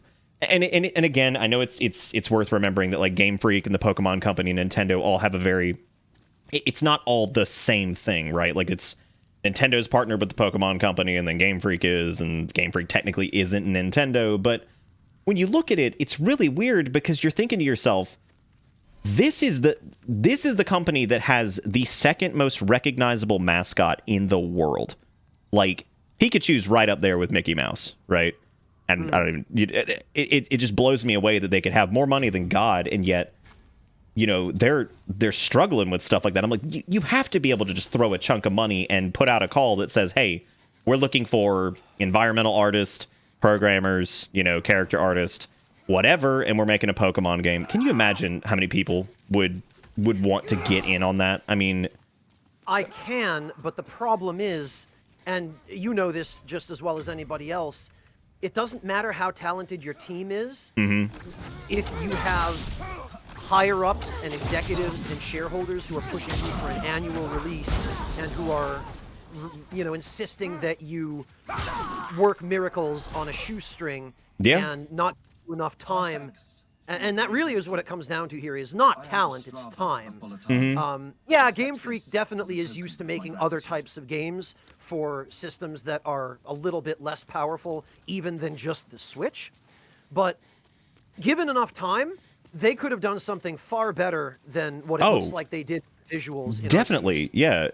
And I understand that too. Like, I understand that like the management can ruin stuff and all that. And we had so many discussions about this because I'm not just trying to rail on Game Freak and be like, you guys suck, you're terrible. Because I mean, they make good stuff. Obviously, like the Pokemon games are very well loved, and I've quite enjoyed. I enjoyed Sword and Shield. I thought it was a lot of fun.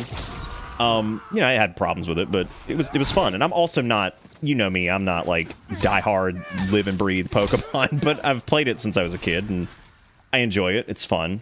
As have I. But yeah, I mean, Arceus plays fantastic. It is so fun, and they culled a lot of the, I don't want to call it bloat because I know it has its place, but like, you know, Pokemon having like all these abilities and all this other crazy stuff, like, you know, it's I should probably firebomb these guys, but it might be too late. I'd be more worried about Estrava. He's going to probably get killed by that knight if you don't help him. Wait, is he getting beat up? I didn't even notice. Yeah, he walks right up behind a blue-eye knight. Right. Oh, he's got it. Does he? Where is he? He's champing it. Estrava, look at him roll, dude. What a champion. Stop! Oh, he's almost dead. You better help I didn't him. realize he was so close to being dead. He's good. He's good. He's good. Everybody relax. We're good. About. Yeah, there you go. Now he's safe. Yeah, he's great. No, but Arceus is it's a lot of fun. It was one of those games, and this doesn't happen a lot where it's gonna make it sound like I'm miserable, but it's wonderful when there's a game that I'm enjoying so much on stream that I'm looking forward to like playing it again on stream, right? Like I'm looking forward to it, and I'm eager to start or whatever. And Arceus was one of those. I was really, really, really looking forward to playing it again every time I'd stop. So, you know, it's a lot of fun, and I hope if they can fix the graphical stuff in whatever version of this comes out after the fact, then I mean, I think they've got a recipe for a really fun, you know, awesome kind of new generation of Pokemon games, I guess. Because to me, you know, all these abilities and held items and all this stuff that I feel like it just added so much bloat and craziness to the game. But they added a system called it's like the strong and agile style, which I think adds a lot of adds a good bit of depth without it turning into like a nightmare of yet another system in a Pokemon game where you just catch monsters and battle them or whatever. You're talking about the system where you can select a move, but then you can select either strong or fast or whatever it's called. Mm-hmm. Yeah, and it impacts the turn order and whatnot. Okay, yeah, and you're a big SMT fan, right? Like you, big fan of those games. Up to a point, yeah. Because from what a lot of people were telling me, it's the way like turn ordering and things like that kind of work is similar to Shin Megami Tensei, I guess. Because turn ordering's not super, inventive or anything like that. We've seen it before. I swear to God, if he dies to this regular enemy. Anyway. It's also similar to like maybe Final Fantasy X's like turn ordering that's very visible. It's very clear that what it is and everything like that. And this has that as well. One of the examples I would have given, yeah. But SMT is an earlier example, certainly, than 10. The thing is, there are lots of different permutations of turn order systems, right? And you've played enough games that you've probably seen dozens of them. I think probably a lot of us have, but yeah, there's a system like there was in FF10 where it's not exactly ATB because it doesn't move in real time. There are no bars that fill up, but different actions that you take will impact whether your character moves sooner or later and how many turns they get and that kind of thing. And it seems like Game Freak kind of distilled some of that and added it to the battle system in Arceus, which, I mean, was long overdue, let's be honest, because Japanese and Asian developers in particular, I can't say all of them because China is pretty quick to copy what's going on in the West. And that has helped them in many ways. I've seen some really impressive-looking Chinese indie games that they've incorporated some more Western-style elements. Well, that Genshin Impact they're a Chinese developed because I think MiHoYo or whatever is a Chinese company. Yeah, they seem to be doing okay. They're doing incredible. It seems like that game definitely feels like it took, gacha systems and some MMO systems and then maybe like some ARPG aspects and just kind of wrote. I mean, it wasn't personally a game for me because I really, really dislike anything with a gacha system, but yeah, same. But I mean, I can understand why people were so into it because I feel like it does a good job of keeping people invested and all this other stuff, and it seems like it played pretty well from the time I got to spend with it. Like, it was not miserable. My biggest gripe was the controls for it were just kind of awful, and there was like really no rebinding option at the time, and even with the controller it played very poorly in my opinion, but like control wise, not game feel or anything like that. But yeah, I mean, there's some pretty prominent games coming out of like Chinese developers and stuff like that, and I do feel like you're correct in that they're more apt to mimic maybe like what's successful in other fields as opposed to maybe being very adamant to not change or really whatever it ends up being, right? Yeah, it's kind of a funny juxtaposition between China and Japan in particular in that regard, where the attitude in Japan is more, well, this is what's always worked, and you know they're very big on tradition there. This is what's always worked. There's no reason for us to change it because it keeps working. So, you know, we keep selling games. Let's just keep doing what we've always done. And that's why the changes in Pokemon were so long overdue. And, you know, some of the changes to the Souls games have been so long overdue or just never happened. Yeah. And this is a slightly different but kind of tangentially related tack, which is that I was yesterday years old when I finally got a solid answer to why it has felt like Miyazaki is not playing his own games with each new game he makes. And it turns out the answer to that question is, yeah, that's because he's not. What I discovered was that there are a couple of different interviews that I've just happened across as I was, you know, just doing my research and browsing for other reasons. So there's an interview from PlayStation Blog, which I have up here. I prepared it in advance in case the subject came up. And so just a quick excerpt from this interview is Miyazaki says, overall, we had some relatively good reactions from the network test, which was nice. He's talking about Elden Ring here. I don't tend to look at the raw user reactions. That can be a little scary. I typically get filtered feedback that usually comes down through various sources on the team, both on our side and the publisher side, so I get to look from a more holistic view.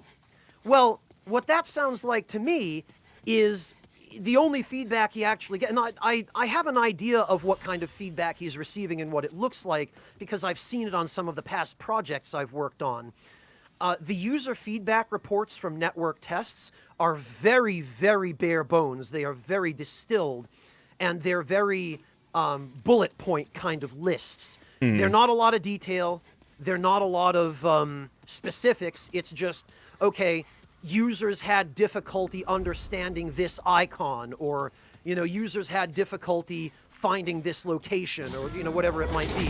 It's very, very minimal bare bones feedback. And then in another interview with, I think originally this interview came from, I want to make sure I get this right.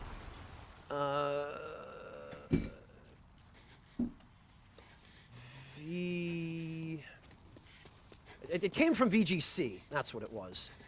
And it was, they translated it from a Japanese source. But in this interview, he says,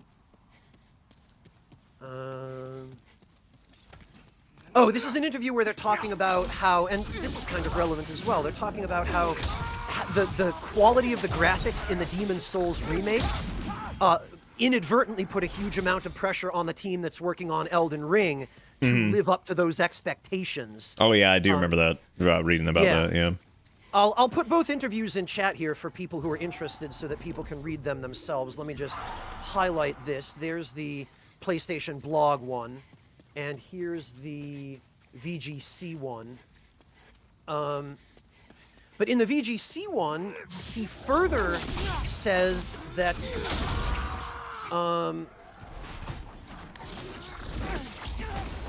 Miyazaki went on to explain that he'd not played the PS5 version of Demon's Souls because he does not like revisiting his own creations.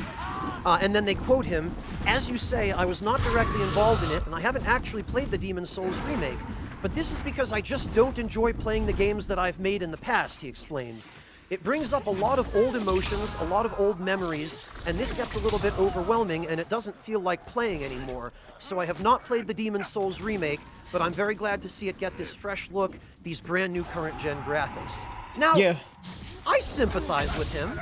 I get where he's coming from, but what he's essentially said in these interviews is he doesn't play games that he's made, and he goes out of his way not to get feedback except in a heavily watered-down form.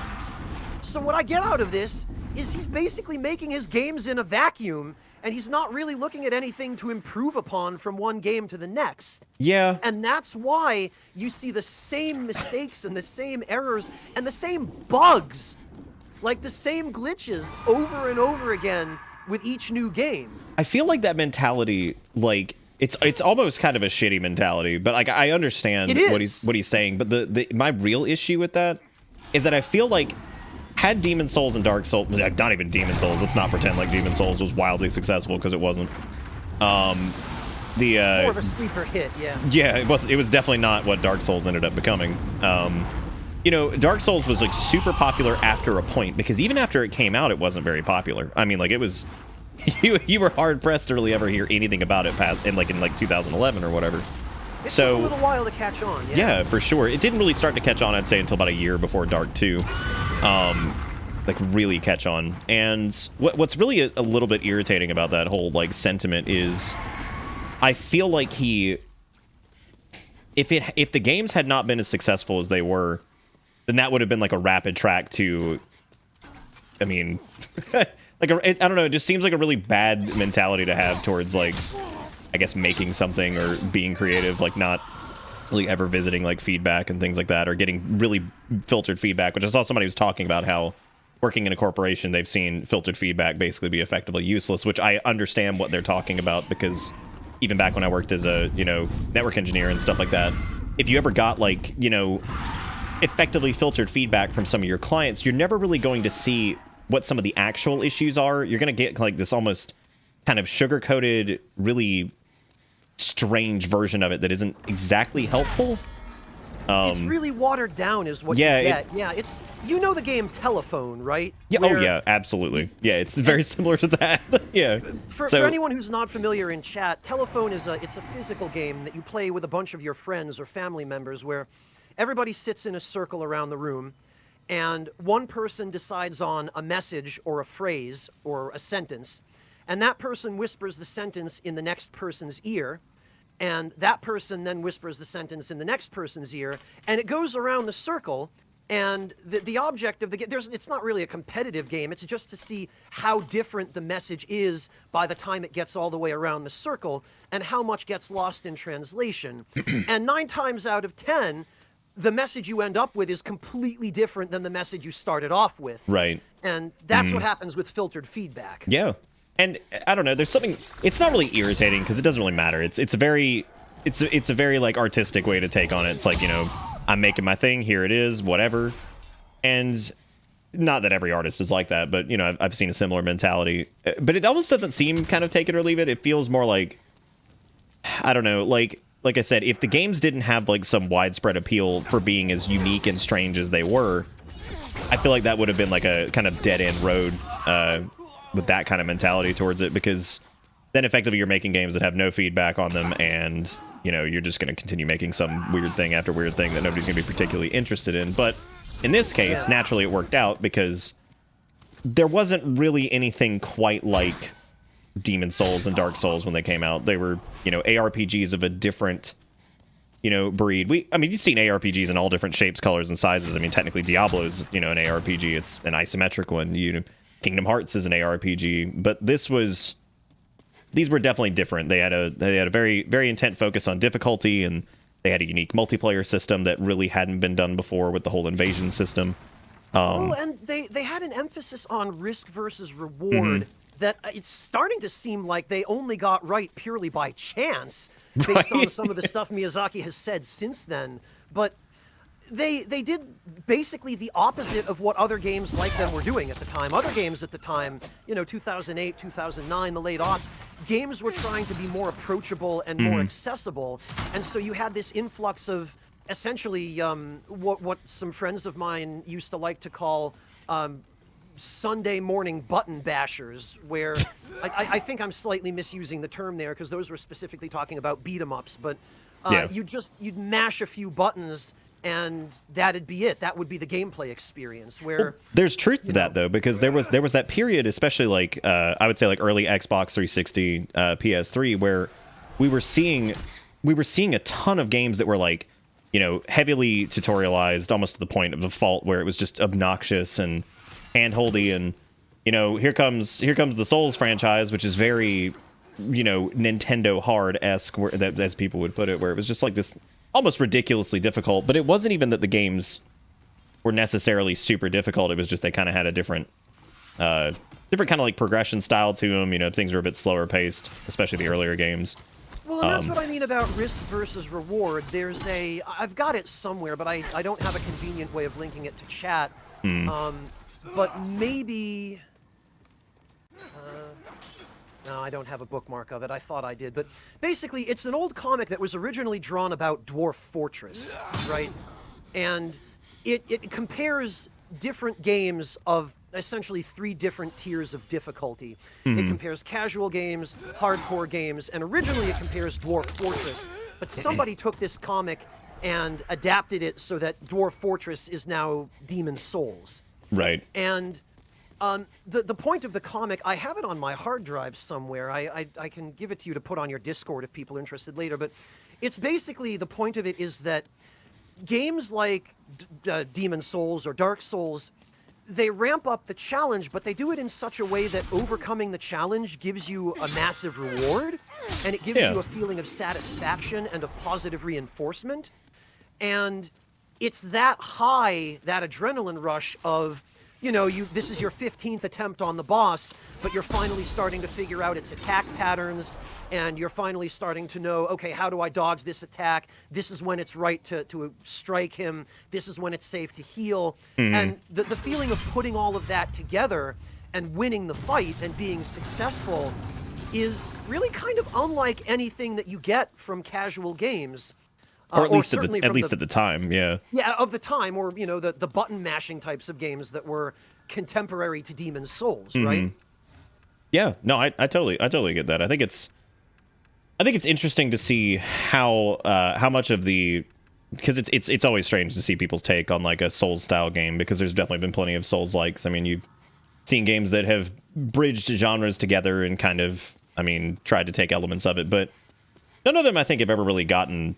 It's like a complete package, I think, when it comes to most of the Souls games, where it's Bloodborne included and probably a bit of Sekiro as well, but where they try to take elements of it, but it's kind of the whole package of them that normally makes them appealing in their own way. And they're not perfect. I mean, none of these games are flawless. They all have like weird nonsense to them that can, frankly, make them not very fun. We talked about it recently about how the back half of Dark Souls 1 is ridiculous. I mean, it is compared to the first, it's ludicrous. I mean, it is the most There's a significant drop in quality. Completely. From the first half to the second. Yeah, because in the beginning you're looking at almost like an ARPG Metroidvania style formula where you're going through and like finding keys to unlock doors, or this is locked on this side, but everything kind of rounds back in on itself, and it feels pretty good to explore and do stuff or whatever. And you know, Dark 2's got some interesting locales and areas that are cool, but they don't connect very well together, and the story is kind of ridiculous. And you know, they all have something neat going on, but none of them are perfect. And like, I mean, it all kind of comes back to the conversation we were having about Miyazaki's like feedback structure, I guess, and it kind of does explain a lot of it, that some things that were good didn't carry over, because it's probably how we ended up with Bloodborne having the worst multiplayer system. I mean, oh god, yeah, clear, not just PvP or anything. Like the whole thing is just not great. I mean, it's confusing for a lot of people. It didn't work very well at first. And we were kind of left with a system where you don't really see a lot of people co-op Bloodborne, because it's not very practical. Like, it's a very strange system. The funny thing about Bloodborne is they had an entire sub-team on Bloodborne whose sole job was to design the PvP. Like, they had a separate team for that, and that was what they came up with. This is what I mean about the quotes that I mentioned from Miyazaki are... You can look at the Souls games from start to finish, from Demon Souls all the way up to the Elden Ring network test. And they are iterative, yes. However, from one iteration to the next, there is no clear progression.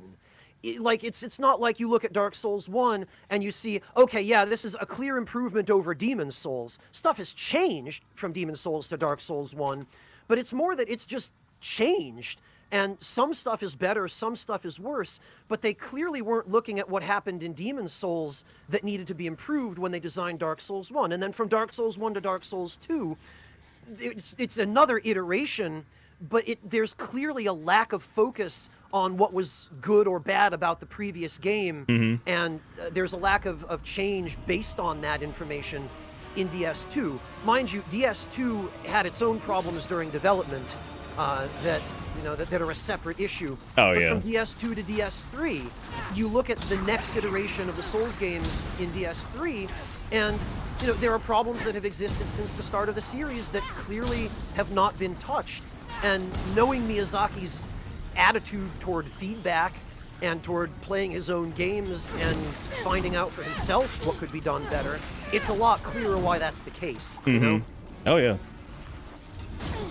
It's pretty wild. I think I don't know. I still do love all these games. I've definitely become a bit not just, I don't know. I don't want to say like I dislike any of them really, but there's obviously some that I would be more willing to go back and play through, which part of wanting to kind of try to get through some of these before Elden Ring was to revisit some of them and see kind of from just like a top-down level how I felt about maybe like Dark 2 and stuff like that after giving it a lot of time away. And I know some of the things I'm gonna see and be like, oh, Jesus Christ, this is so stupid or whatever. But I like, even Dark 3 is like a strange game, but it's got some high points to it, and I think that there's some really cool stuff they did that maybe just didn't pan out or whatever. And over time, weirdly enough, it feels like the game that has garnered the most love, even beyond Dark Souls, I think was Bloodborne, and I think it's even from people who normally were not into these type of games. I see, like, because we do a lot of indie horror stuff, especially around October, for anybody who normally doesn't watch or whatever or is new. We do an entire month of nothing but indie horror games, and like we do some staples like Resident Evil and whatever, but we pretty much stay in like the indie developed horror space during most of that. And a fascinating thing I've found from following a bunch of indie horror developers and playing a bunch of their games, which we've done probably hundreds at this point. We compile a list throughout the year.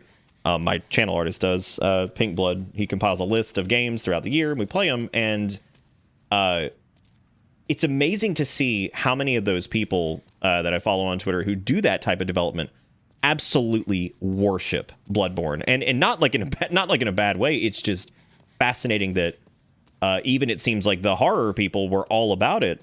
When traditionally, I wouldn't. I mean, yeah, sure, it has like cosmic horror type vibes and Victorian stuff and whatever, but I feel like part of it when I see that, it's not a game I would typically associate with like horror aficionados, I guess, or whatever, and yet they all think it's wonderful and talk about it very frequently and are inspired by it. And I'm like, that's so strange to me, because I could see somebody who maybe is into like Souls type development or whatever getting inspired by it, but it never would have crossed my mind that people would want to use it as a inspiration point for like horror media, I guess.